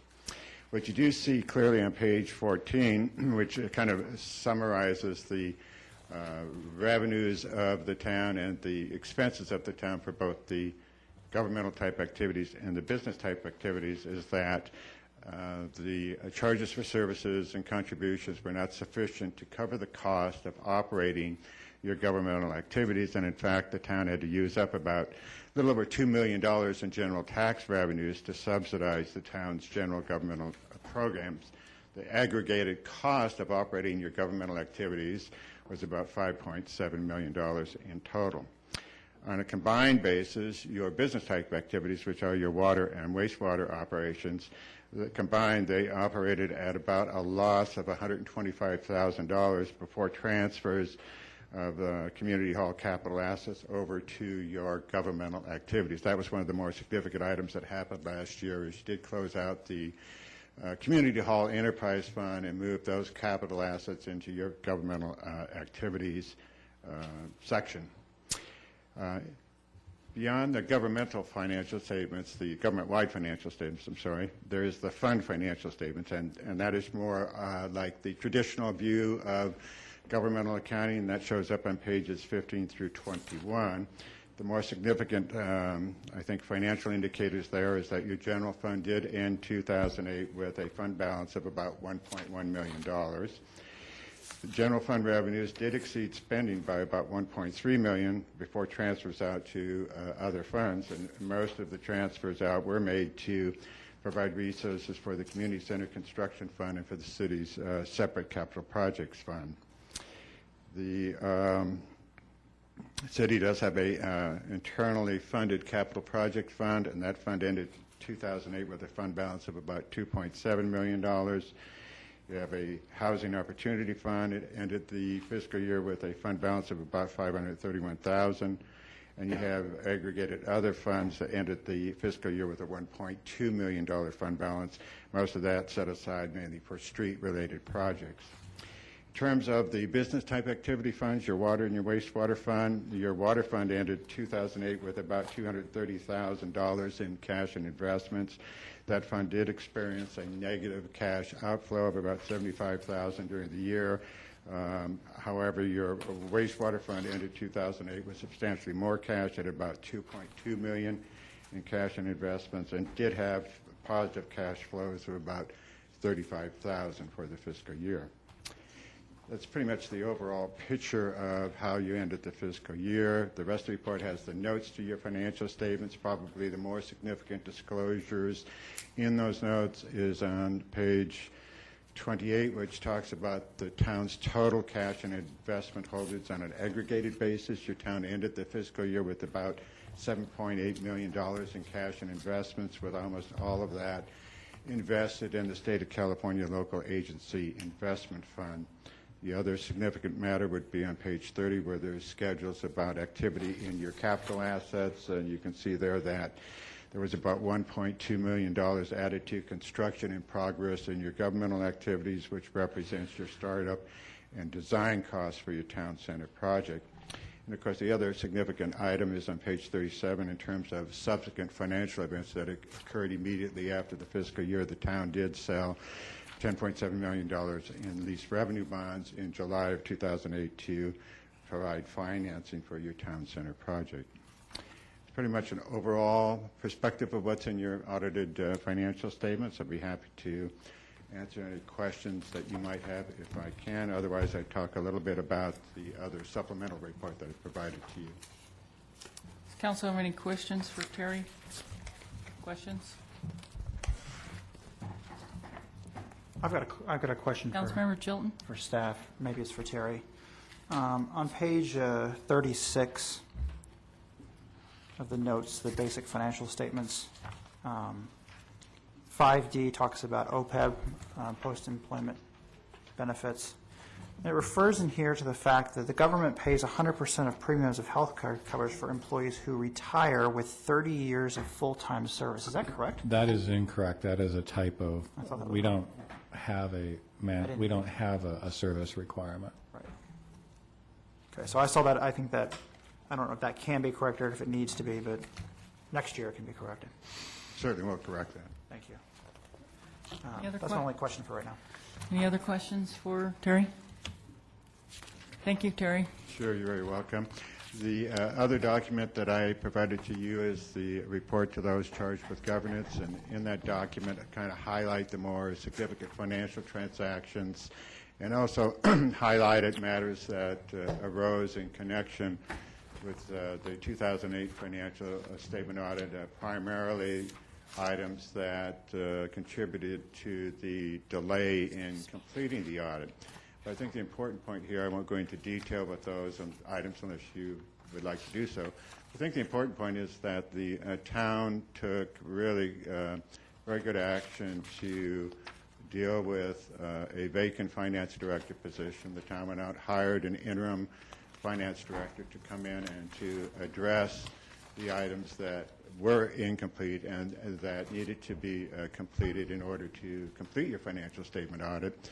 And the town, in addition, took actions to go out and go through the recruitment process and ended up hiring a very well-qualified person to be the town's finance director. And I might add that Kathleen took hold quite fast, identified the items that remained and needed to be completed in order to complete your financial statement audit and help bring those matters to a conclusion, and assisted greatly in finishing the audit and getting your financial statements prepared and delivered to you. So while they might be indicative of some issues, those issues were essentially, through the direction of your town manager and your council, I'm sure, were resolved. Okay, thank you. Anybody have any questions about the summary report and the findings? I do. Councilmember Chilton? For, I think, a variety of reasons, Mr. Creek, over the years, it seems like the time delay on the audit being completed. What is a reasonable, I mean, companies close their fiscal year on December 31st, and annual reports with fancy printing come out usually in March. And sure. In this case, we're 9.5 months. I think last year we were, God knows how long. What do you believe? Kathleen's here. We've got processes that are in place. When should this be completed? I think a reasonable completion time for most governments would be within 6 months after the end of your fiscal year. And to be frank, Kathleen and I have already discussed the approach to providing your town with more timely service for your 2009 fiscal year. And we've both agreed to a mutual commitment to get the process started early on and to get the process completed within a timely time window, and certainly to deliver to you your actual printed audited financial statements, I would say prior to the December 2009 holiday season. Great, thank you. Sure. Any more questions for Mr. Krieg? Thank you, Terry. Okay, well, Good thank job. you very much. Thank you. Okay, back to item 10, General Plan Amendment Housing Element Update. May we have staff report, please? Thank you. Tonight, we're going to have a presentation and a discussion and review of our draft housing element update. Jennifer Gastelum from our housing consultant, PMC, is with us tonight and will make a presentation. This is preparatory to the forwarding of this draft to HCD for their comment at the state level. They'll have it for up to 60 days to comment and return it to the town, and then we will respond to those comments, have additional public hearings before the ZDRB and the council, and adopt the document for certification. This is, I won't get into a lot of the staff report, which is going to be covered by Jennifer. However, I will note that in our current cycle, which covers 2007 to 2014, the RENA number we receive is 87 units, as shown in the staff report. Very low is 16, low 15 units, moderate 16. Above moderate is 40 units for a total of 87. And we have been working on that number actually over the last cycle into this cycle with the Bardesano project, the Keller project, Yountville Inn, Girardi Place, the Knight project are all sources of affordable housing, as well as our inventory of vacant lots for market units. In general, I will say that the update to the element is a continuation of our existing housing element and updating it for the changes that have happened to the projects that have become entitled or are now under construction or in the early stages of review. In the last housing element, O'Brien, Keller, Knight, the Catholic Church site, Girardi, Bardesano, and Yountville Inn sites were all identified as housing opportunity sites, and as you know, most of those have either been completed or are in the process of construction. The programs that were found in the formulated and placed in the last housing element will be continued to encourage affordable housing, and that would be the inclusionary requirements, the density bonus, our local density bonus, which is apart from the state density bonus, our FAR incentives, our affordable housing overlay, and then the commercial requirements that go along with conversion to commercial land of residential for the retaining the inclusionary requirement and employee associated housing requirements and replacement of eliminated units. Also, we have our local preference policy that we innovated here, and for selection of housing people to fill the housing in the target income categories. This went to the ZDRB for comment on their April 14th meeting, and they essentially had comments concerning the Palissa property, which is the agricultural area, northeast portion of town. That's approximately 32 acres, and it had centered around the potential for that being viewed by the state as additional capacity. So they even suggested de-annexing that parcel into the county and strengthening and/or strengthening our supported agricultural use at that location. But I will note in our existing housing element in Program 5, there's a specific program that for retaining the Pelissa site in agriculture, and that program will be continued and retained in the new element update. In general, there's the document you're looking at is an administrative draft, and there is some cleanup yet to be done to the maps, and some of the language needs to be clarified in the table that would give the impression that some of the programs are going to be deleted, and what's actually happening is they've already been incorporated in our implementation ordinances of the design ordinance and zoning ordinance. So they're in place already, and they're going to be consolidated into appropriate related programs, and not necessarily being deleted, but retained and consolidated and combined with others. Jennifer will cover the new legislation that we must meet in our new element. And with that, I think the outcome of this would be authorization and direction to staff to transmit the document to the state for review. And if I can answer any questions, I'll turn it over to Jennifer at this point, otherwise. Okay.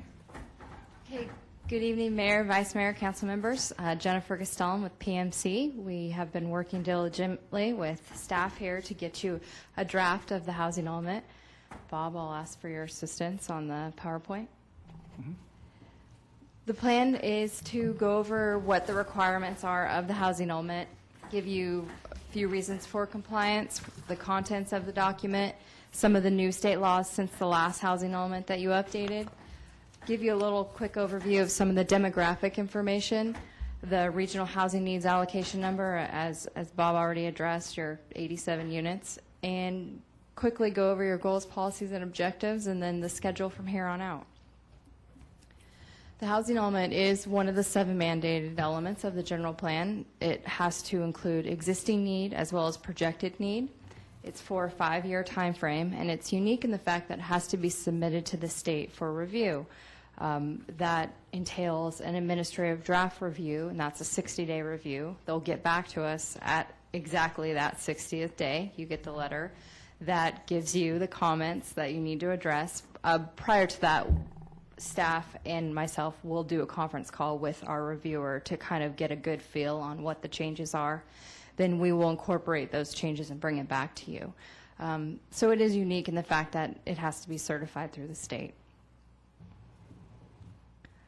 Some of the important reasons for compliance is access to state funds and resources. Every day, people up at the Capitol in Sacramento, where my office is, are writing bills to link up your housing element to lots of state funding sources. So it's important to be in compliance. And we wouldn't want to risk you not having an adequate general plan so you can do all of the great developments that you're doing here if your housing element wasn't adopted and certified. There are some main components of the housing element, which you'll see in there. There's the review of the existing programs, which is in a matrix format. And as Bob said, we're going to go back and clean those. There are a few that we had said is deleted, but they're not actually deleted. They have been incorporated in the document. So the state asks you to include 3 different things: what the progress of each of the programs is, what the appropriateness is, and what the effectiveness is, which all kind of sound similar, don't they? Progress would be a quantified number. The effectiveness would be whether this has actually been implemented, and the appropriateness is whether you're actually going to continue the program, modify the program, or delete the program. So that's the level of detail that they want involved in that review. The needs assessment, the constraints in the housing resources, makes up the majority of the document. That includes demographic information, information on city fees, what the different programs are that the city offers, the resources for persons to provide housing, And then the last part is your objectives, policies, programs, and then your quantified objective table, your plan for the next 5 years of how many units you plan to construct, how many units you plan to preserve through affordable programs, and how many you plan to rehabilitate. Here's the new laws that have gone into place since your last housing element. SB 2 is the most recent law that the state's really honing in on. Ways that the city is going to address this is it's allowing for the development of emergency shelters, transitional and supportive housing. It is not asking the town to construct anything. It's asking the town to allow for the development of them if you identify that there's a need. We aren't identifying that there is a need. We are showing that the homeless services in the area are meeting any homeless needs. However, if someone was to come into the town and ask them to build one, the state is looking for specific requirements regarding where you allow emergency shelters to be built. So identifying a zone, which we have in the document. Currently, you do allow emergency shelters to be built in your, I believe, public zone, but it requires a conditional use permit. What the state is asking for is to remove that conditional use permit, but kind of in a different way, you put on requirements. So what your conditions would be the number of beds, the number of parking spaces, the location of the structure, the siting of the structure, the parking, the security on it, the lighting. All those things will be included as conditions of approval, but not called conditions of approval. So they're asking you to kind of go around it from the back way.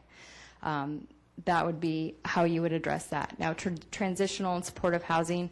Transitional housing could be a veteran's home or could be a children's group home, and that adheres to whatever your zoning code currently allows. For example, group homes of less than 6 are allowed in all residential zones. That would be considered a transitional housing project. Supportive housing services would be a project that had some sort of job training or a child care facility involved in it.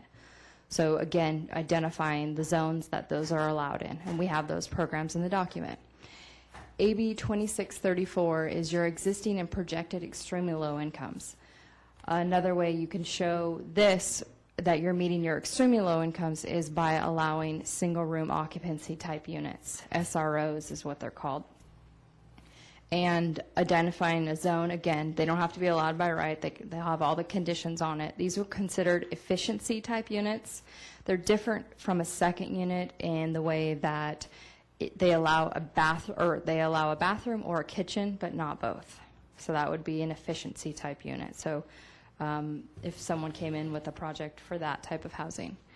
AB 2348 is a more detailed inventory to show sites. In the last housing element, we were able to show the town's vacant land inventory by zone, just saying that there was approximately this many acres and it can allow approximately this many units. Well, this time around, you have to do a site-by-site analysis, which is included, and I'll get more into that when we get to that part.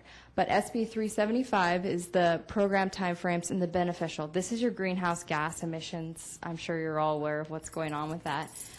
This is actually going to change the housing element cycle. We're not quite sure how it's going to actually be implemented, but at this point it's going to change the housing element cycle to an 8-year time frame.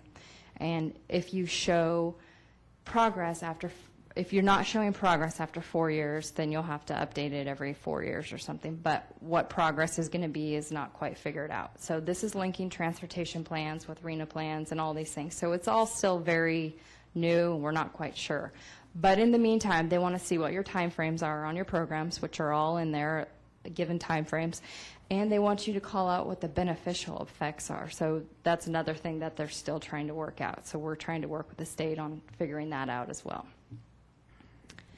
Just some of your demographics, which this is included in the needs assessment. Because we're in between a census round, the census now is about almost 10 years old, it's difficult to put in a lot of new information, but Department of Finance does give population, group quarters, total households, household size.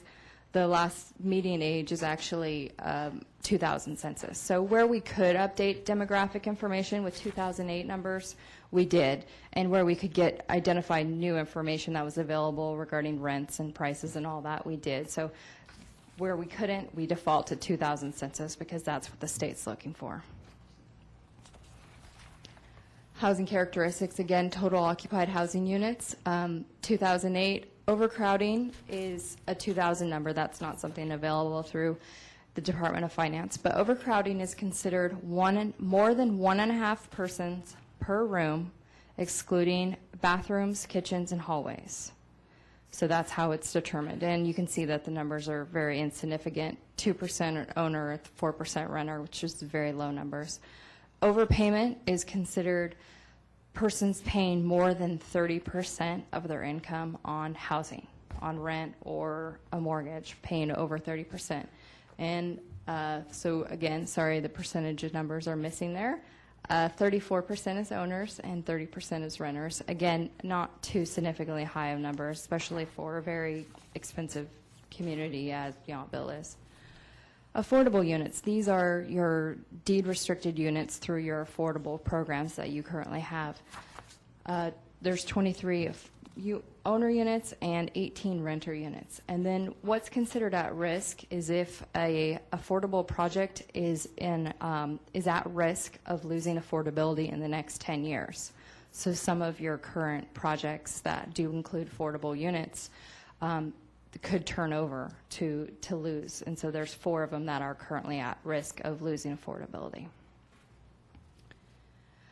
We did a housing condition survey of the housing units that were throughout the town, and we identified some areas with town staff, and we went out, and a sound house means that there are, it might need like a little bit, it might have a little bit of chip paint, or the roof might have a few missing shingles. Not a house in very good condition.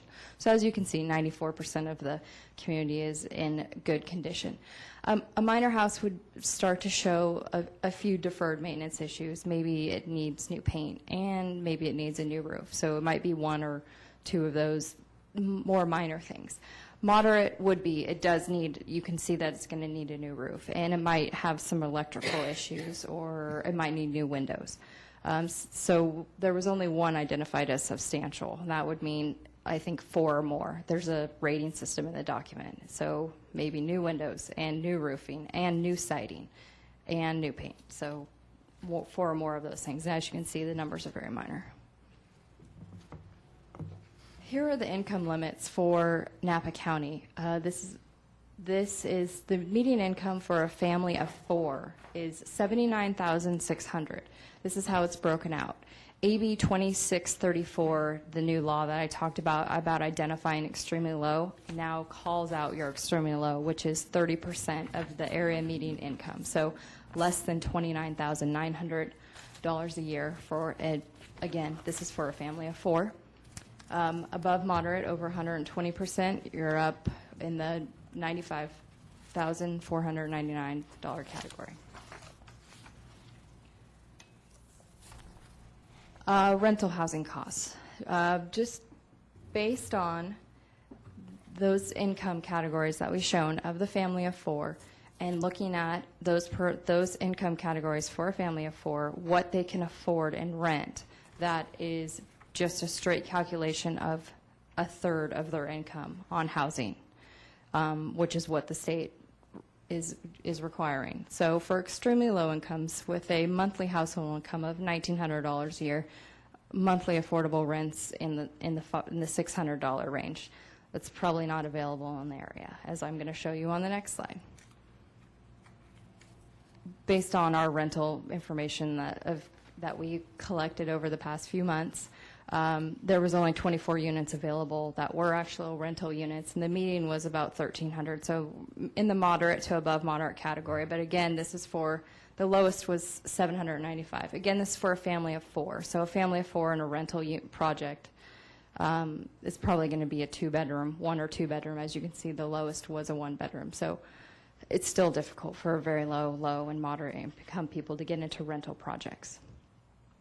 Now, housing, what people can afford in monthly payments. For the extremely low, very low, and low, those definitely aren't we're looking at rental type projects for those types of housing. We're not looking at getting those income groups into ownership. But for the moderate, definitely something to consider. So a small townhouse condo type project. This is, again, looking at 3 times their salary on housing. So for the moderate income family of 4 that makes $95,000, they can afford a monthly mortgage of $2,300, and they can afford a asking price of around $300,000, which is still, as you'll see on the next slide, there wasn't very many options. So based on just information that we collected in the area, there was 28 homes for sale. Average listing price was almost $1 million, with a median price of $665,000. So this is where some of the gaps are. And this is what we're planning for. So here's your RHNA allocation now. So we looked at all these. Now you're looking at 8 extremely low income households coming into the community, 8 very low, 15 low, 16 moderate, and 40 above moderate. So based on some of the programs that the city has, they will be accommodated in other ways. Again, this is a land use exercise, and it's important to keep in mind that you're showing that you have enough land available at appropriate densities to meet these income categories. The state is not requiring the city to construct any of these units. The fact that you do have programs that get them done is commendable. So this is a land use exercise. 86 units. 87 units is the total number that you have to plan for. Now, the state looks at densities in the 20 units an acre and above to meet your low, very low, and extremely low income households. The way that the RHNA is broken out is among the 5 categories, as I showed you, and it's 2007 to 2014. So where it does get confusing is that your housing element is for a 5-year time frame. Your housing element starts in 2009 and goes to 2014. But you get 2 years, starting January 1, 2007, to start counting towards your RHNA. So they give you 7 years to fulfill your 5-year requirements. Based on projects that are entitled, since 2007, the town has already allowed for the development of 19 units, one of which was low income, 2 are which moderate income. So the fact that you're making progress towards that, in addition to some of the other units that are coming online based on the entitlements. So as you see in this table here, there is available land capacity for 26 very low income units, 28 low, 18 moderate, and 45 above moderate. So we're showing a surplus of 49 units based on available capacity. So that's just probably enough, I'm hoping, to get us over any sort of questions that the state's going to have. So there is enough capacity to meet it at all the income level categories based on the densities and based on the projects that are entitled in the community. Your objective policies and programs, there's 10 objectives, which are all really great, and we looked at trying to do any sort of combining, but I think that they all really stand for very different things. So we kept them, but what we did, and they all have corresponding policies, and there originally was 49 programs, but what we did was kind of consolidate some of them so that they're a little bit more manageable for town staff to implement. So we got down to 36 programs, and again, we didn't get rid of anything because they're all very good programs. It's more of consolidating and combining things to make it a little bit more user-friendly for staff to implement. Some of the proposed programs that are mostly all continued, as Bob already mentioned, is your residential mixed-use program, your inclusionary, your affordable housing overlay, your FAR bonuses, the town's density bonus on top of what the state density bonus is. Working with the Housing Authority of the City of Napa, I believed it was the Napa County Housing Authority previously, so we went through and made all of those changes to the name, so everything's in sync there. And then your local preference policy. So all really great programs that I think that the state will really be commendable, that the state will commend you for. We went to the Zoning and Design Review Board last week on the 14th, and they had questions regarding the preservation of ag land, as Bob had mentioned. They wanted to know if we were planning on doing any increases to densities. And no, your densities right now are at a level that can show that there's enough capacity. There's no plans to do any density increases or rezoning of land, which I can tell you, I'm working all over Solano County right now, and a lot of them are having to do a lot of land rezones. So the town's very fortunate in the fact that we don't need to rezone any land to meet your RENA numbers. And those were their major comments. So with your input, we'll make our changes to the document that we need to, get it to the state to start that 60-day review, then get those comments back, and then come back to you in June, July for adoption. Okay, thank you. Does council have any questions? I do. Councilmember Chilton? You made a comment there at the very end, because I was thinking about it the whole time, and you said it very well. So I want to restate that you talked about the housing element is not specifically about building housing. It's about having available capacity, which is a huge distinction. And so I've got two things, and you're all my notes you just said in the very last moment, which is we're fortunate not to have to rezone. I almost laughed out loud when I read about ZDRB talking about de-annexing the Pelissa property. And as the new commissioner on LAFCO for Up Valley, one of the first questions I had to the executive director of Napa LAFCO was, could we de-annex that piece of that parcel? And what I'm thinking about is, and this is what I'd like you to clarify, ironically, this town has taken on and actually fulfilled what I consider to be the responsibility of providing housing, when in some ways state law says, well, you need to tell us you're going to, but if you don't, well, next time. So we're actually going to develop a lot of the available land. So in 2014, when this has to be redone, a lot of available land within town may be gone. And now you have new RENA numbers. Could we be in the situation of saying, you know what, you do have parcels, you don't have available land for the next 7 years, and therefore you're going to have to either increase your densities, rezone parcels, those kind of issues. If you want single-family homes, you have to allow triplexes and duplexes, et cetera. A couple things. So SB 375, which is the greenhouse gas emission, is trying to link transportation plans to RENA plans. And through ABAG, there's the focus plan. And their focus plan is their transportation plan. And it's all about intensifying density where transportation is available. So all of the areas where there's BART and where there's public transit, and that's where they're going to be doing the increases. So the areas that are on the outline are going to get less and less RENAs in the next few rounds. RENA is also based on population projections, and as we saw in the document, you decreased in your population. So your RENA isn't going to be increasing. You're not seeing, because you don't have a lot of vacant land, you're not going to be seeing an increase. Your population isn't increasing, and that's the basis for your RENA.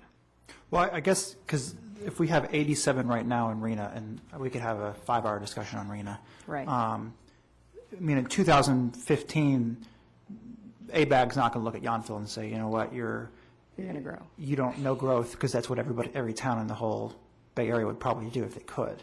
So I look ahead, and I don't think this is necessarily the topic to discuss this de-annexation, but have you ever seen a situation, or has there ever been talk of forced annexations? I mean, the annexation process is fairly complex, and there's a lot of people who can pull a veto on an annexation.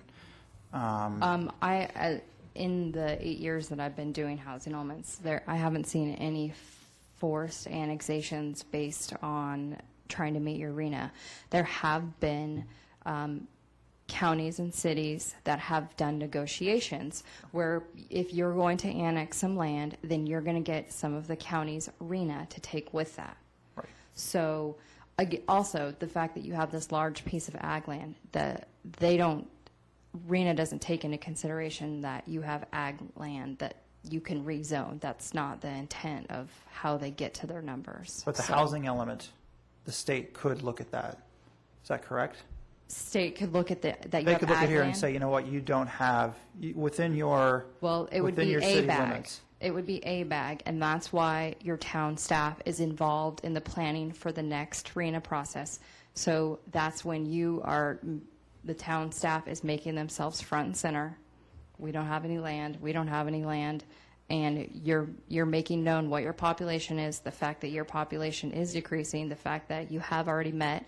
That's another thing, is if, there's what they sort of look at as credit. So if you're doing production and your incomes are where your income levels are in the community is what they look at to base what your allocation should be. So that's why you encourage and that's why you send staff to the ABAG meetings so that they take those things into consideration.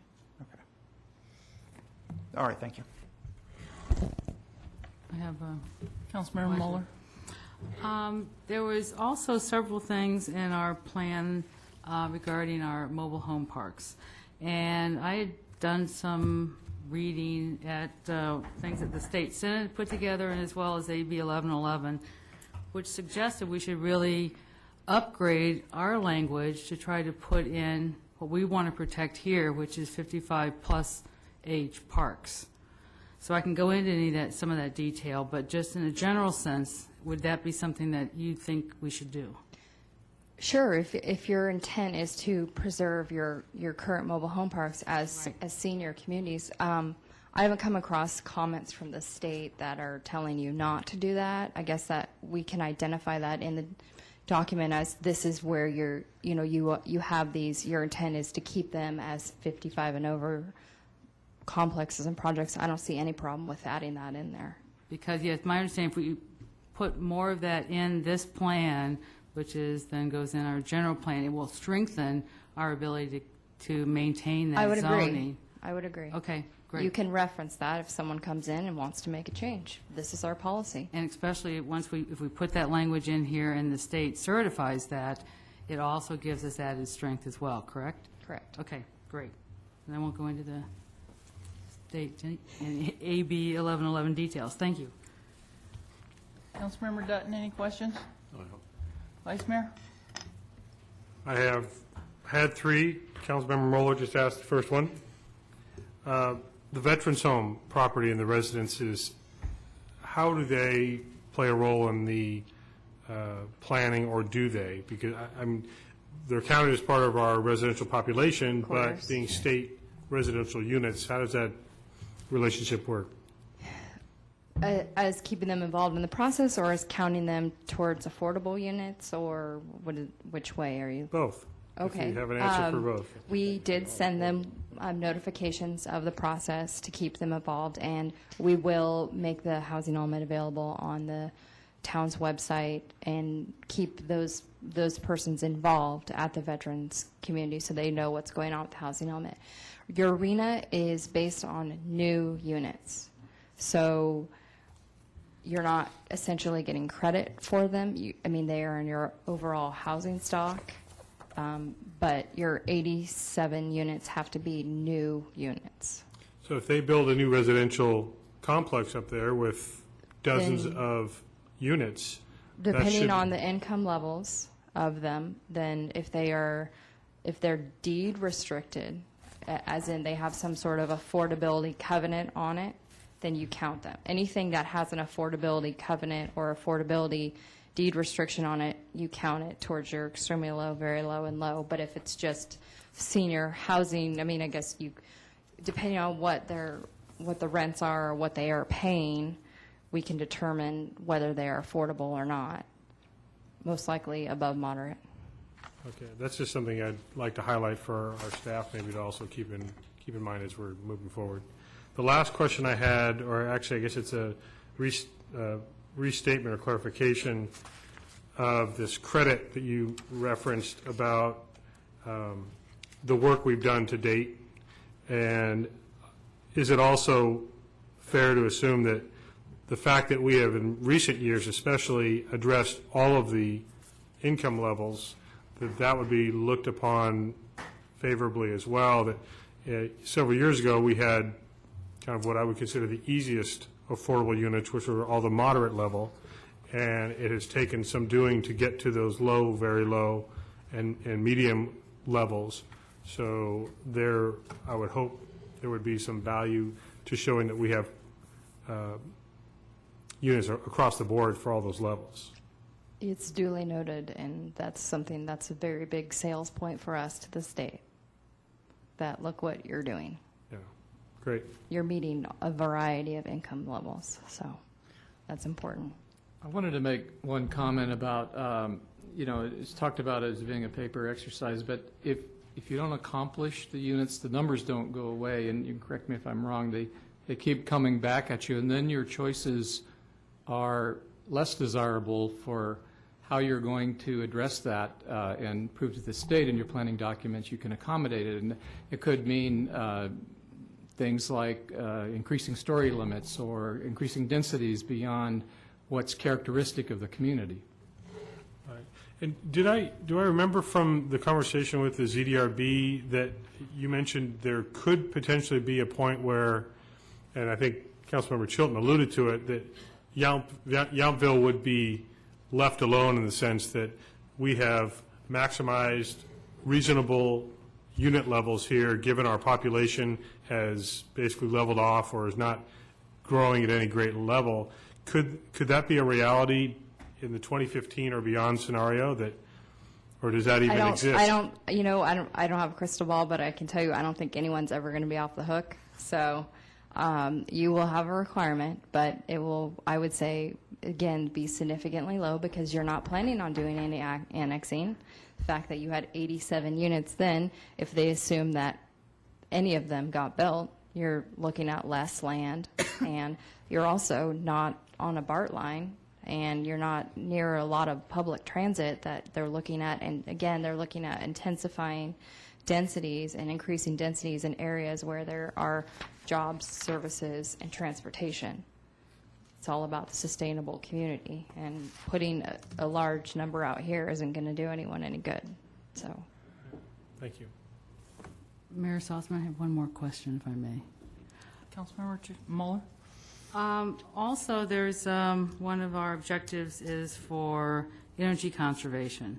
And I noticed that we've got some very strong language in here that we just really haven't had time to really discuss at the ZDRB by a vote or between the council members in terms of green building codes. Would it be more appropriate just to refer to Title 24, Part 6 in terms of our energy? I mean, that's not even supposed to be effective until August of this year. That way we can really be compliant with that kind of energy conservation, but to really put stuff about green building codes that, you can talk to 10 people, you don't even know what that means yet. I mean, we need a lot more discussion about that. And, most municipalities that are even doing anything are putting that in terms of big, large buildings, which we're not going to build. Would that be, in your opinion, probably going to be acceptable to the state just to go with Title 24, Part 6 in terms of our energy preservation, which... If we do, we can take it out as a program if maybe you're not at that stage yet. I mean, as it says, you're in the very early stages of doing it. This has a program, 36 has a very specific date that we're going to put these codes in place, and I don't even know what we're going to do. We could change that, too, if that would make you feel better. And then as you get to the next round, if you guys aren't there yet, then it would say that it's something in progress. So we could change the dates, we could change the language to say that you're considering it, if that would make you feel better. I will tell you, though, that the last 5 I've gotten are asking, what are you doing in the way of green development? So, and Title 24 is not sufficient? They want to know above and beyond that. So... if we could soften that up just to give us a little... Right, yeah. I'm just asking, we haven't really discussed it yet, but I'm just wondering if that's... We can change the date to put it out a little bit further, and we can soften it by saying this is something that the town is considering doing, is a green building ordinance or some sort of sustainable... Bob, what do you think? We could provide a work program schedule for them of, we already have this in the works, and we'll be coming to you shortly, the Sustainable Building Code. Well, if I may respond, I don't think we should soften it for that very reason. We have been making an effort to be proactive about doing that, and to soften our position saying we're really not sure we're even going to move forward, I don't think is characteristic of what the council has actually been intending. So I wouldn't want to soften that up at all.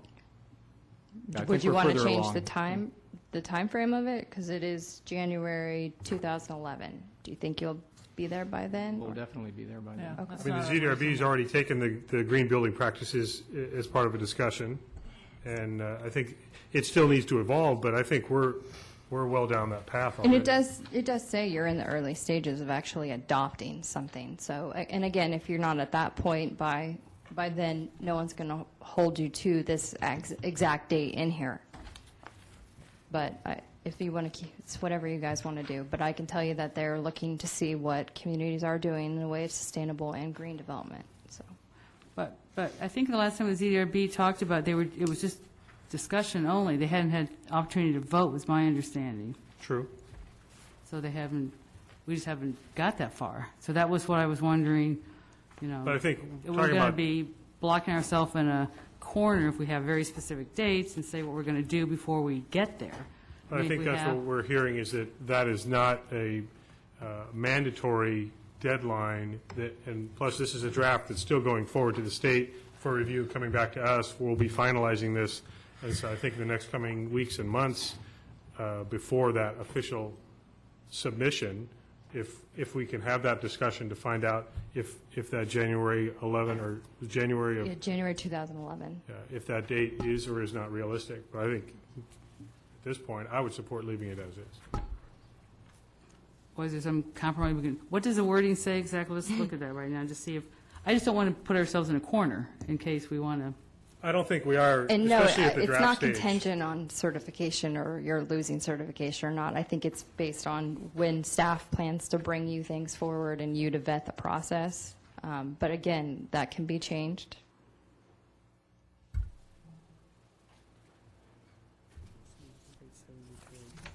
It says you're going to adopt a new building code by January 2011. This is on It's page about 73 or 75. 75 if you're The not. very last thing on 75. It's program 34.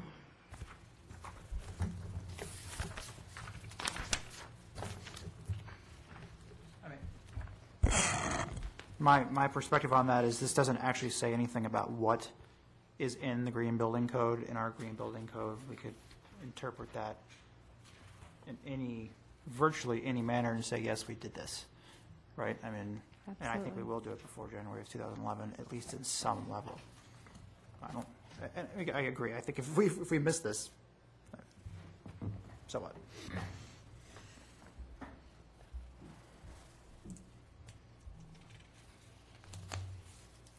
Thank you, Jennifer. Thank you.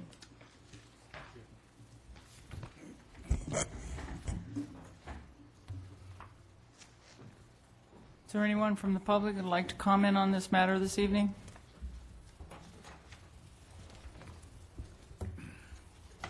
Seeing none, I'll close the public comment. Bring it back to council to discuss the key components and provide comments. We've discussed some of them. Did anyone else have any specific issues with regard to that? I would just reiterate what Councilmember Mueller brought up about strengthening language to support the senior living categories for our mobile home parks. All right. And then I would just also reemphasize my desire for staff to confirm the levels of income of any oncoming veterans home units in case those do qualify for the RENA calculations. I mean, that may be an easy check. It may be a little more involved. I don't know.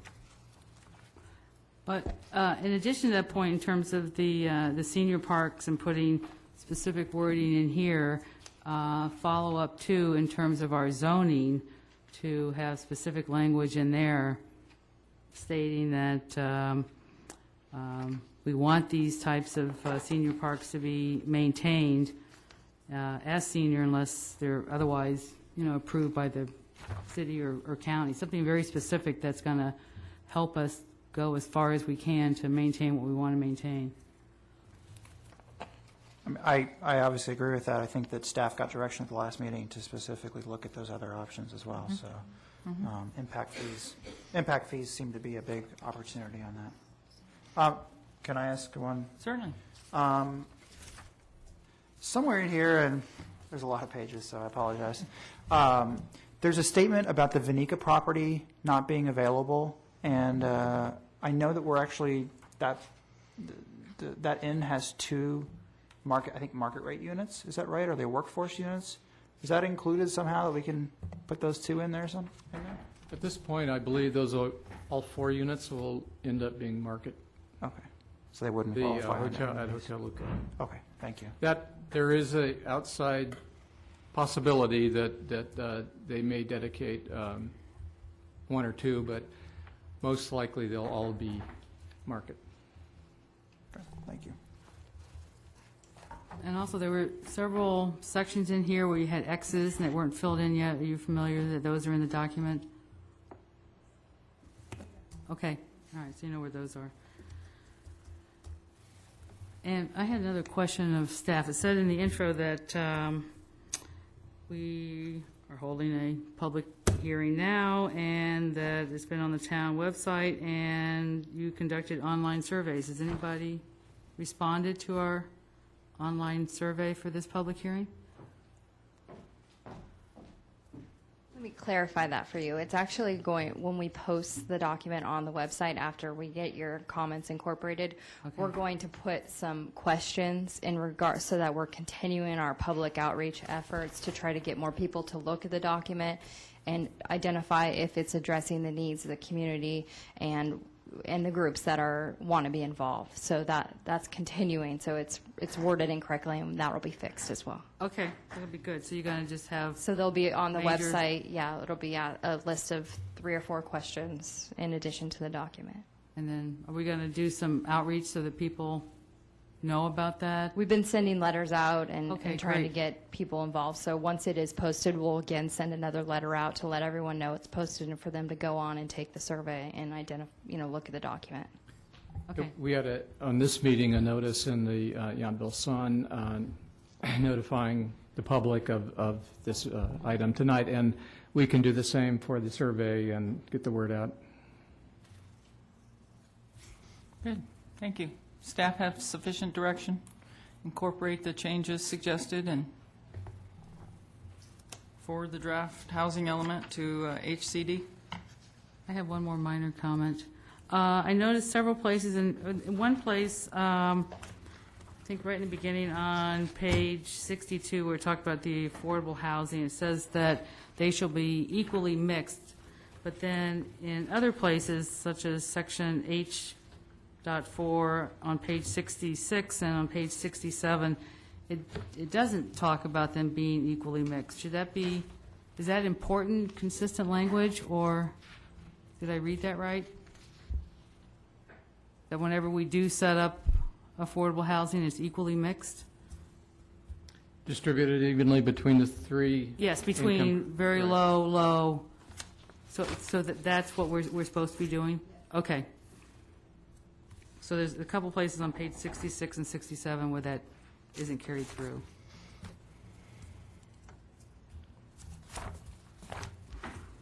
That's it. Any other comments? Thank you. At this point, I'd like to take a brief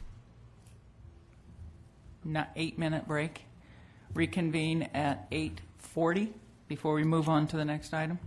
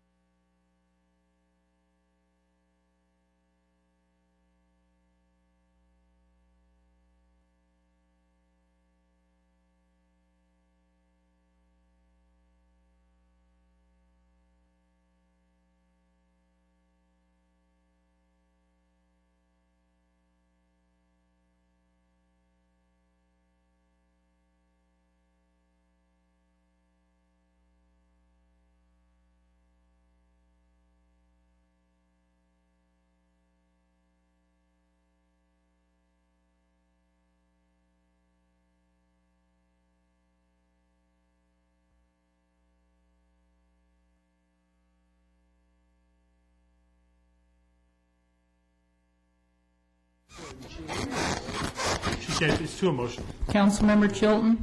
Let me go look for him.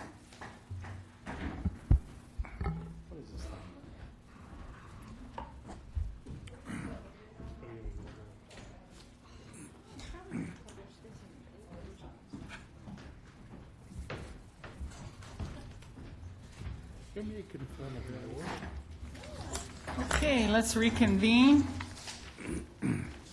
and move on to item 11, wastewater treatment plant, Title 22. May we have staff report, please? Yes, thank you, Mayor. Tonight, we're going to present to you the final plans for the Title 22 upgrade of the wastewater treatment plant. In your staff report, you've got a little bit of history there of where we've been and where we are now at. And tonight, Bob Whitley from Whitley, Burchett and Associates will be presenting the plan to you, which is in the back of the staff report. After Bob is done, I'd like to just finish up with some summary statements and get a little direction from the council. So with that, I'll introduce Bob Whitley. Thank you. As Mike has indicated, I'm Bob Whitley, and I'm proud to announce that just this past week I am now the Senior Vice President at Whitley Burchett. That means I have a new president, which means I have no more management responsibilities, and I'm very happy to be here tonight making that announcement. But I still am an officer of the company and still represent my partners, and on behalf of Max Burchett, Kevin O'Toole, and all the other engineers at Whitley Burchett. Mike, congratulations on your retirement and wish you well. Thank you. It's been a very good working period, long period, but wish you well on your new endeavors. Thank you. I may have the first slide, please. It's right on here? No, go to the desktop.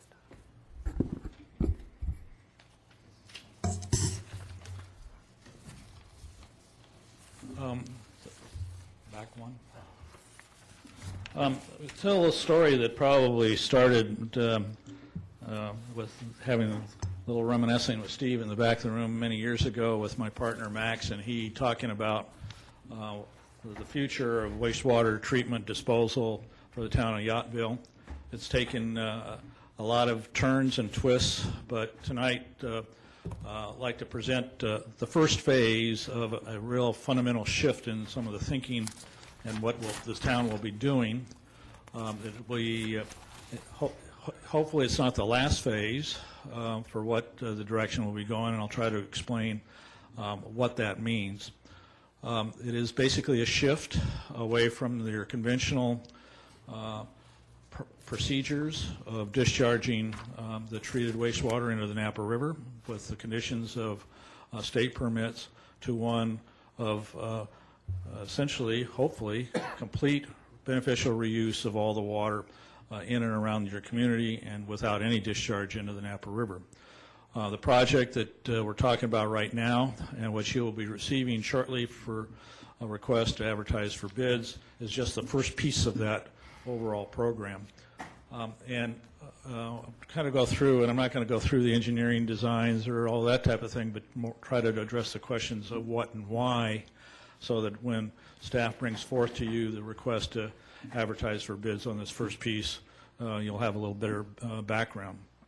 Next slide, please. The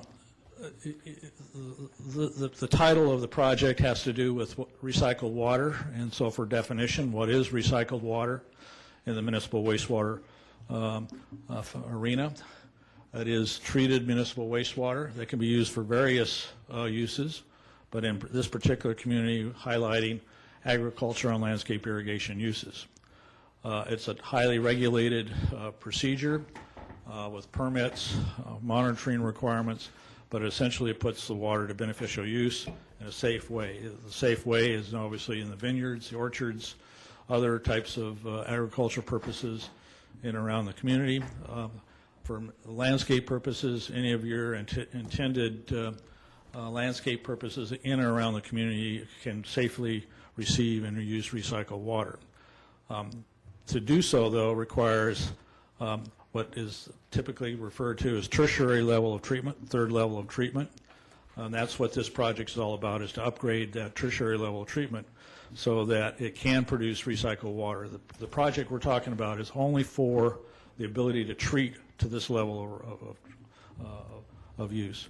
And a key word is unrestricted use. In other words, unrestricted as far as public access or other things. So it could be schoolyards, playgrounds, landscaping areas, median strips, golf courses, without any restrictions on the use of on those properties. Next slide, please. What is Title 22, which is also included in the description of the project? Title 22 is a section of California Administrative Code which lays out all the requirements for the production and use of recycled water. It's mostly administered through a state agency. That state agency is the Department of Public Health. They have the primary responsibility to make sure that what is being proposed for both treatment and the use and the continued use is fully protective of public health. That's their primary mission. They look at the proposals, they look at the plans, they look at the programs, they look at the engineering. They require backup facilities, they require alarms, all for the whole purpose of being stewards of protecting the public health as part of going through a design process of approving of a recycled water program. Next slide, please. I think I've already mentioned the purpose is to improve the existing wastewater treatment facilities, the back end, the tertiary facilities, that will satisfy Title 22 requirements for the production of recycled water. And again, it's only for the production. The actual use components would be multiple, further on phases down the road. And right now you are doing some of that, but not year-round. The project components, again on the back end, is to modify an existing filter. I guess let me back up a minute. To produce recycled water to public health standards requires the conventional treatment processes followed by filtration and then additional disinfection. So that's a two treatment processes. Filtration can take a number of forms. It's either, it can be sand, it can be carbon, it can be membranes. Here in your town, it was a particular device that has a funny name called a fuzzy filter. It's because the filtering mechanism is small, fibrous balls that the water moves over, and it's because as the water moves over the fibrous balls, it collects and filters out any particulate matter before it gets to the bottom. That is required to improve the disinfection process, which is at the end of the treatment train. And disinfection requirements have different treatment processes, but here it's essentially adding chlorine in a liquid form with a certain amount of contact time to get the added disinfection to meet the requirements. And get into questions, but I want to go back to one of the primary future aspects of this project that I didn't make a slide over, but it's very important that your existing operation does have and must have an enforceable permit from another state agency, which is the Regional Water Quality Control Board, which is an arm of the state government. It also has delegated powers and authorities from the federal government, and so it's a very powerful organization for those entities that do not comply with state and federal laws as it relates to water quality. They issue permits, and the town essentially must comply with those, or you face the consequences of not complying. Your existing permit is fairly routine in many respects, with two exceptions. The first is that the continued discharge into the Napa River during during the winter months must achieve a certain amount of dilution through diffusers or other types of dilutions in order to be, so it's dilution is a solution kind of a component, but it's only for during parts of the year that, and therefore you have to have that, prove that you have that dilution, you meet that dilution requirement. The other second really major component of this permit is that you're prohibited from discharge during the summer months, May to September, which means you have to find some place to put the water during the May to September, and then the issue is what happens during the winter months. What I think there has been a history of discussion about the cost of adding diffusers and how they were maintained and all. The hidden cost in these permits, which would be an ongoing permit for continued discharge, is some of the other components of permit requirements and how those permit requirements change from year to year or from cycle to cycle. That's common in it's been a fascinating career for Max and I because it's been constant change as far as what water quality requirements would mean, and that's no different today than it was a long time ago. That we are continuing to see more and more permit requirements, more and more conditions placed upon the dischargers as they discharge into the receiving waters like the Napa River. That's the hidden cost for any community.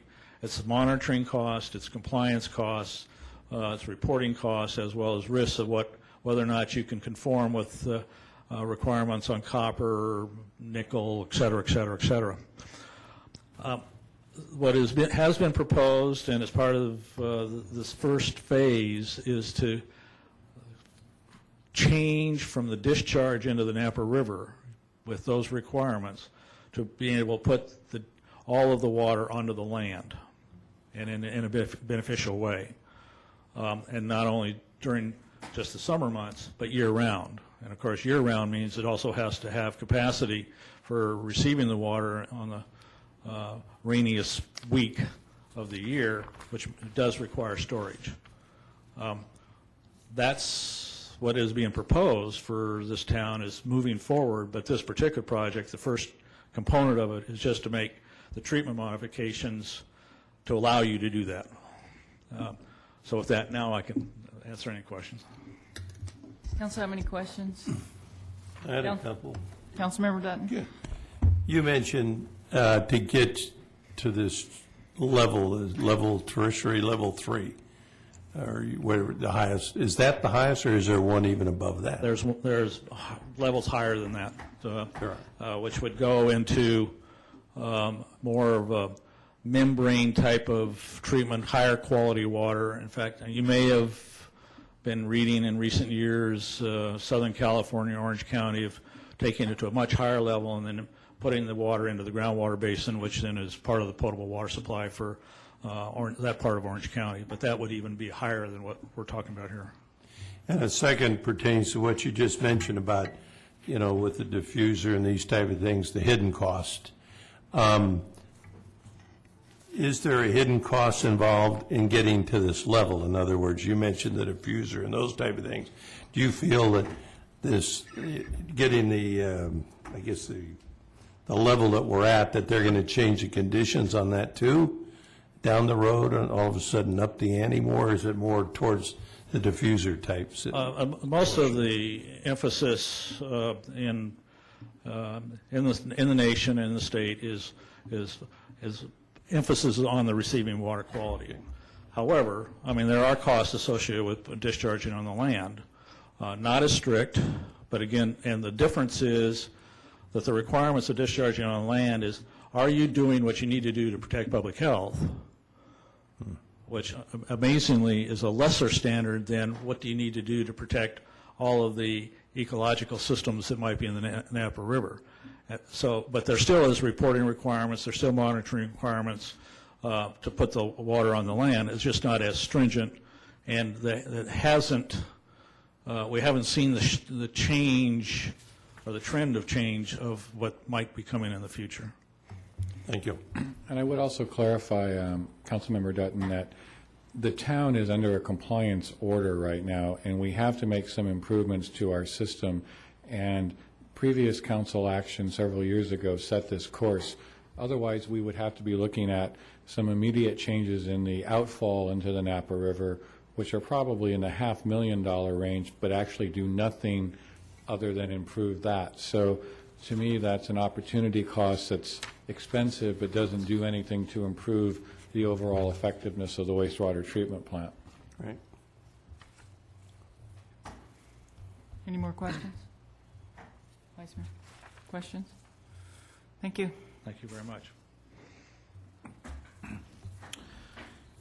So, as Bob mentioned, this project would take us to the Title 22 unrestricted level of water quality, which makes our product a wider variety of uses and makes it more desirable by our existing users. You'll recall that we entered into a temporary agreement with Mondavi. They provide a large storage area, and now they provided a desirable demand during our winter months. So as Bob mentioned, we can't, because of the rainfall, we get a lot more flow in the winter, but we can discharge. During the summer, we don't have as much flow, we have a greater demand. So by bringing on winter customers, winter users as Mondavi and the others we have approached about becoming customers of ours, we can get closer to achieving the 100% recycling. I would estimate that now we're probably close to an 80 to 85% with the Mondavi online. So we're getting very close to our goals. When we met this afternoon at the offices, Bob's offices in Walnut Creek, we also realized that in order to optimize our use of our product, now that we're going to have a better product, one of the key features is going to be automatic controls. By including the SCADA system after we have completed these improvements, we'll be able to automatically fill our reservoirs, keep them topped off, and optimize the reuse of the product. So what we did was we relabeled this project as Phase 1A. So when we come back to you in May and ask you to authorize the solicitation of bids, we're going to also present to you the concept of 1B, which would add the SCADA system not in this bid package, but in a subsequent bid package. We'll give you the financial plan for that, that measure, and that's one of the pieces as you read through the staff report talking about the master plan. That's what we consider the highest priority of the master plan at this point. So we are planning on bringing this back to you May 5th. I say we, meaning our staff, because I won't be here unless you invite me. What we've been doing in the most recently, and why we don't have the total package for you here, is we've been researching the federal stimulus funding.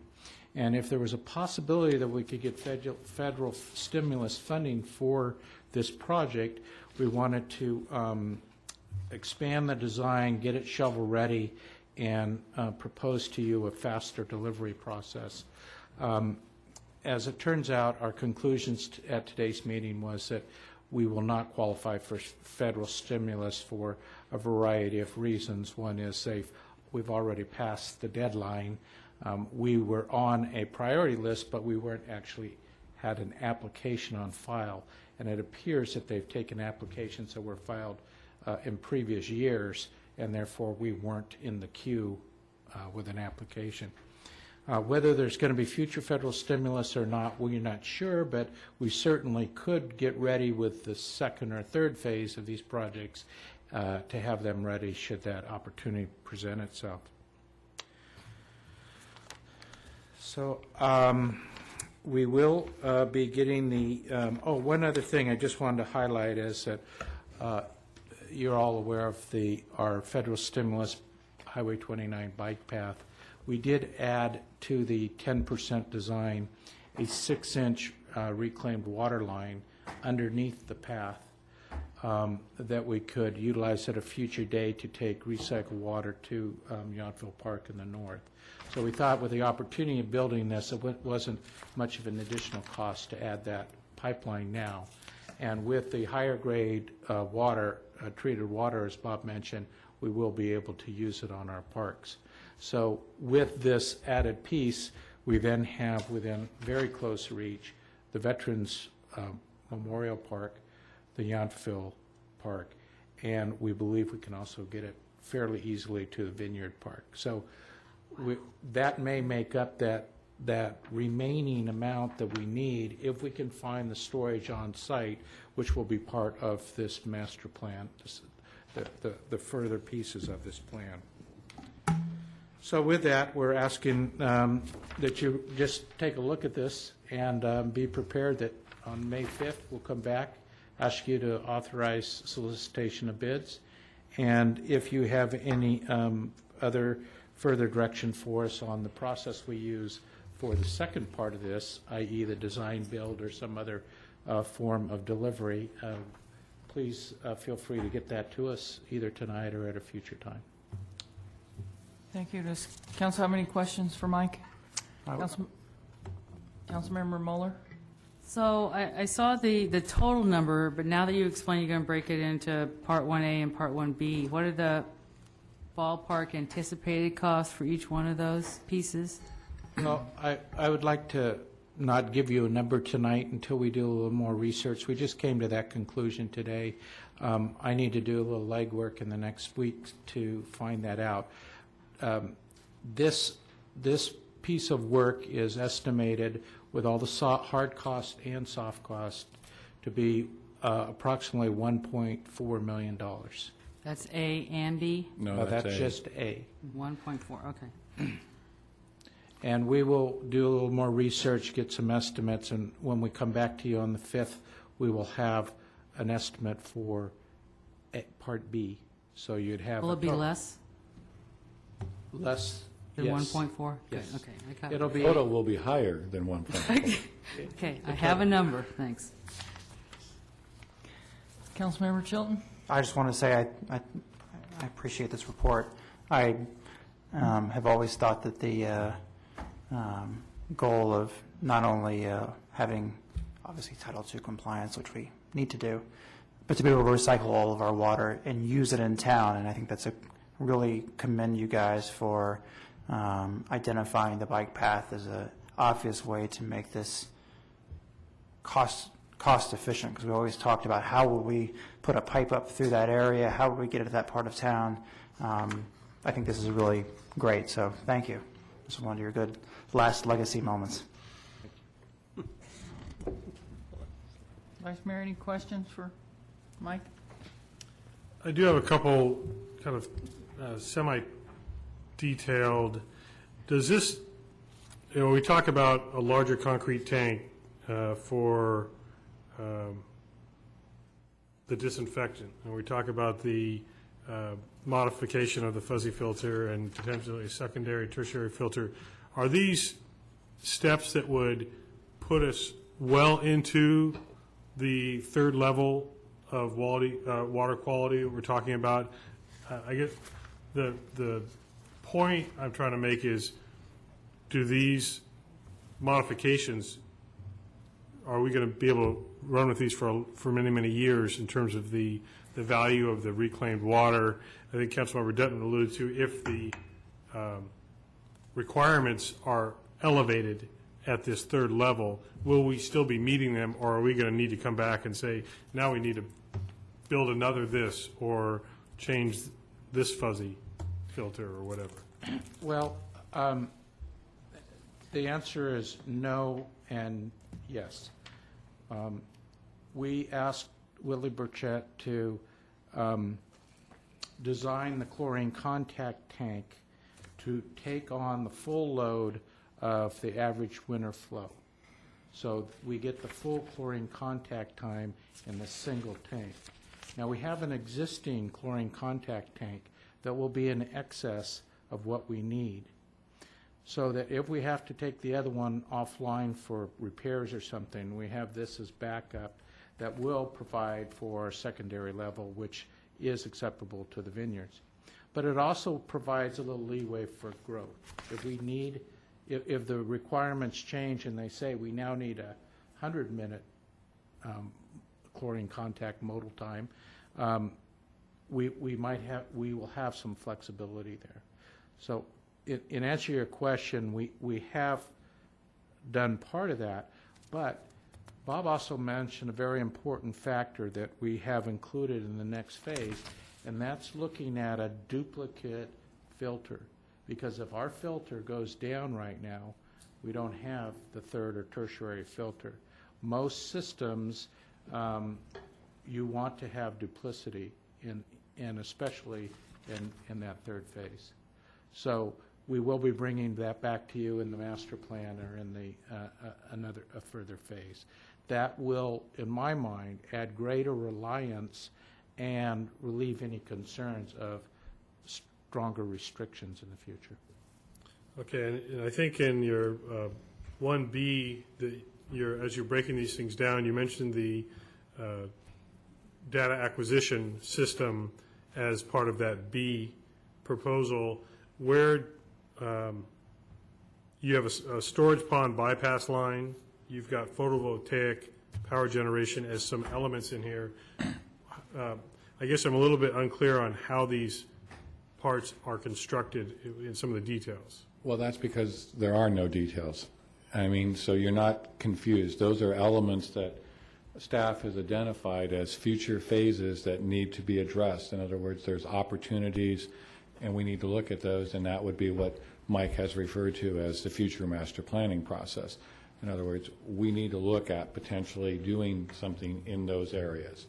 And that will be our second phase or phase 2 planning for that.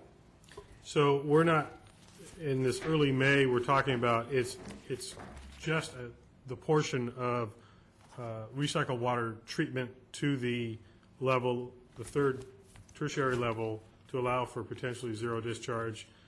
And then the SCADA, that is what we're going to be doing in this initial phase. In that May 5th or whatever meeting, will you, somebody, they, not Mike, but they, be bringing forward that master plan, or are we? No. That's not yet. That will be a future work plan. In other words, that's going to require a bit of staff time and a consultant to look at it. But what we've been trying to do is try to identify the elements and figure out if we can be more strategic about our prioritization of them. And we came to that conclusion that we believe our current budget will allow us to move forward with the SCADA, which will give us more flexibility as we experience this year, more capacity, if you will, with staff management of the system. The long-term supply about additional storage capacity, secondary duplicate, there, I'll get it right yet, filter are more long range, and that's going to be several years that we'll be working on. And we're also being somewhat realistic with our revenue stream because, as you heard in your CAFR report, both the water and the wastewater utility systems operate at a deficit, so it's not exactly like the rate revenue is flush. We do have a reasonable reserve to move forward on the modifications to the joint treatment plant, but I don't believe we have the adequate financial capacity to do all the elements that have been discussed. And the last question, in the summary you talk about an optional storage tank on the town property of the Veterans Home, and then Mike, you made reference to the Mondavi storage capacity. Are you saying that as part of this initial phase, that could potentially be that additional water storage that we could use as opposed to having to add another storage system ourselves? Theoretically, if these new customers that we have lined up ready had adequate storage, we wouldn't need any additional storage at the plant. But if we're going to deliver recycled water to our own facilities, we probably need to upgrade the existing storage we have so it doesn't get recontaminated before it goes out onto our parks. So in this master plan, if we come up short, with the vineyards out with private storage, we'll look at adding the remainder at the plant that would feed our own system. If we come up where we have an adequate storage out there, we'll look at taking our storage now, covering it, or covering a portion of it, and making that available for our own use. Great, thank you. Is there anyone from the public that would like to comment on this matter this evening? Mr. Rosa?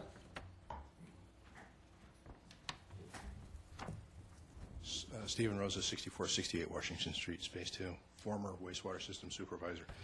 This is probably a lot more complicated than it seems, and I think Mike knows that. By trying to break it down in layman's terms now, it's really difficult. By having winter storage, that's I believe what the plan is calling for, is winter storage. During the summertime, we have more demand than there is supply for the wastewater, and I think we've known that for many years. And so we're going to rely on winter storage from our new customers. The improvement of the sewage treatment plant, we're only improving the back end of the plant to meet these discharge requirements. And having talked with Bob here, this plan goes back a long time, and with Max, we talked about this plan for many, many years.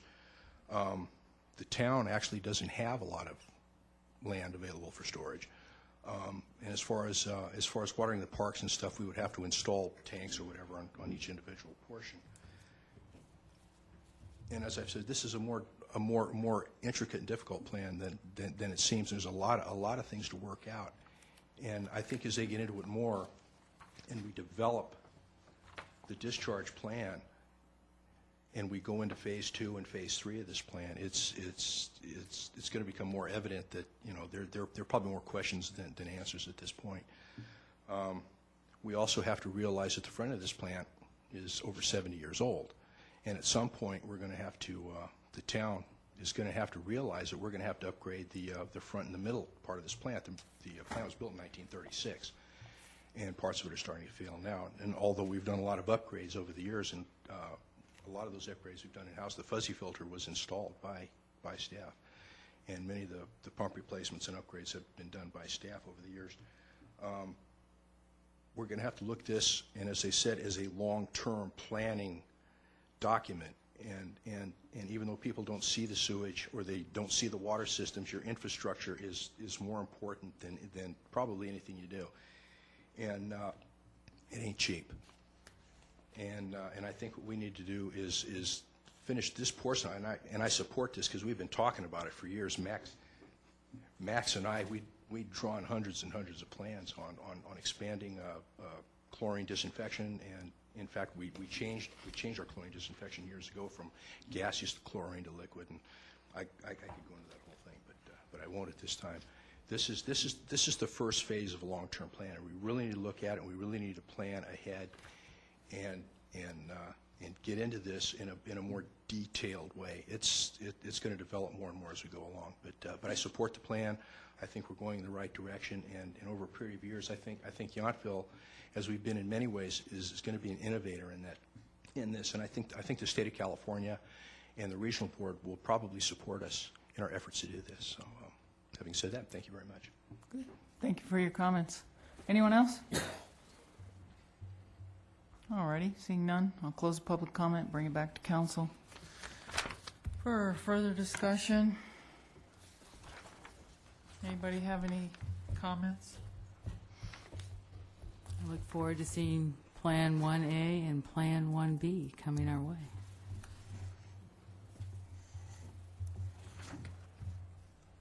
Thank you. Good. Good report. Thank you. Item 12, staff informational reports, Parks and Community Services Commission organizational meeting. Do we have a staff report? This is an oral report on Thursday, April 16th, 2009. The newly established Parks and Community Services Commission met for the first time. Town Manager Steve Rogers gave a brief welcoming and overview of the Commissioner's responsibilities. He introduced the Community Services Director, who gave a brief overview of the Community Services Department and introduced the Community Services staff. The first order of business for the Commission was to elect officers, a chair and vice chair. brief discussion took place, and Bud Dolinsky was elected chair of the commission, and Zoe Harris, vice chair. Next, Town Manager Steve Rogers presented the bylaws to the commission. A brief discussion, very brief discussion took place, and they decided to continue the discussion of the bylaws and voting on them to the next meeting, which will be May 21st. And basically, that was it of the meeting. There were seven commissioners in attendance and one excused. So that concludes my report. Thank you. Are there any other staff informational reports? Okay. Item 13, council reports and comments. Napa County Flood Control did not meet today.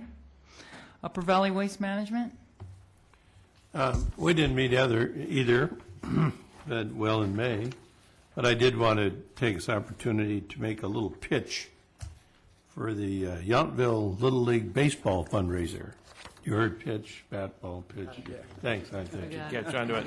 Anyway, they're having a fundraiser on May 2nd, the Napa Valley Museum. So any of you who have attended this, especially last year, Chef Dave Cruz from Ad Hoc is the chef, and it was, believe me, it was like eating a meal at Ad Hoc. The food never stopped. I mean, I think there was more when we got through than there was when they started. So this is a great event, and it really supports a real fine cause. So those of you out there listening, if you could, chair of it is Chris Blum, as always. He seems to be the man in charge.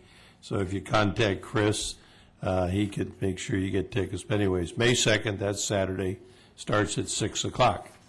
The only other thing, I'd like just personally to thank Mike Prawl for your efforts over the last 5 years, and wish you the best for everything in your retirement. Napa County Transportation Planning Agency was continued to tomorrow. So we'll meet tomorrow and bring that back at the next council meeting. Napa County League of Governments, Vice Mayor? Thank you, Mayor. I'll try to be brief. It was well attended by the council and staff. The League of Governments meeting down at Bistro Don Giovanni on April 9th. We had speakers, Nancy Watt, the Napa County Chief Executive Officer, about the budget conditions, which have changed from then till now already, but needless to say, they're still not very positive. And also Amy O'Gorman, Director of Regional Public Affairs for the League of California Cities, spoke on the state budget and also the special election that's coming up May 19th. I just received ballots in the mail, so I suspect people are going to be receiving those in the coming days. So I just want to mention she was kind of educating all of us on the propositions 1A through 1F. And so that's coming up next month. Good. Thank you. Can I just mention that we can actually go to polling places in town in Yountville. They're not all vote by mail. So I found that interesting and surprising. Good. Any other reports, comments? I was going to reiterate what Bill just said about this Little League fundraiser. Last year, at least is what I thought, and I hope it is this year, this was the greatest deal in all of Napa Valley. So you would truly be foolish not to go for $40 with Dave Cruz and that entire event. Also, I was officially sworn in as the Up Valley Commissioner for LAFCO. The first meeting comes up right after our council meeting. So I'll be taking that on. It's a very interesting and esoteric commission in many ways, so we'll see how that goes. And I will point out on that we have received a communication from the City of American Canyon to change some of the popular vernacular of Up Valley and Down Valley to North Valley and South Valley. Apparently there's some consideration or deference, if you will, to being Down Valley and Up Valley. So that communication you'll probably receive and probably hear more about. All Politically right. correct. So, Should we put a condition on that they Yeah. put in a slow growth policy? otherwise, I'll echo Bill again. Congratulations, Mike. Thanks for all your work, and have fun. Mayor, I have one more comment. I think today we had a great discussion on the transportation, and I think that there were some good comments that many of the council members made that maybe we can formalize and follow up on. I do think maybe something like this parking policy that Bouchon's putting in place might really kind of lead the way as a model for others and really kind of help some of our residents. So if we could maybe put it on the agenda to formalize some of these things or make strong recommendations or find ways to work with some of our businesses, I think that would be really a good thing to do. Okay. Any other reports and comments? All righty. Future agenda items. John Tudor's going to be visiting us to provide a report regarding the 2008 assessed property values. And we're going to look at the retail diversity policy guidelines, formerly and also known as wine tasting room policy. Well, we should point out that we really are focusing on the broader point because the concern of the council really through that discussion has grown, which is you really want to maintain and encourage retail diversity, not necessarily stop wine tasting. I think we started in that conversation, but some of that could be said for too many art galleries or whatnot. But the real intent of the community is what do we do to, to add or enhance our retail diversity? So hence the name and the policy change. Good. Item 15, no closed session. Item 16, can I have a motion? So moved. Second. All in favor? Aye. Opposed? None. That motion carries. We adjourn to the next council meeting on Tuesday, May 5th. Mike, you can be a guest.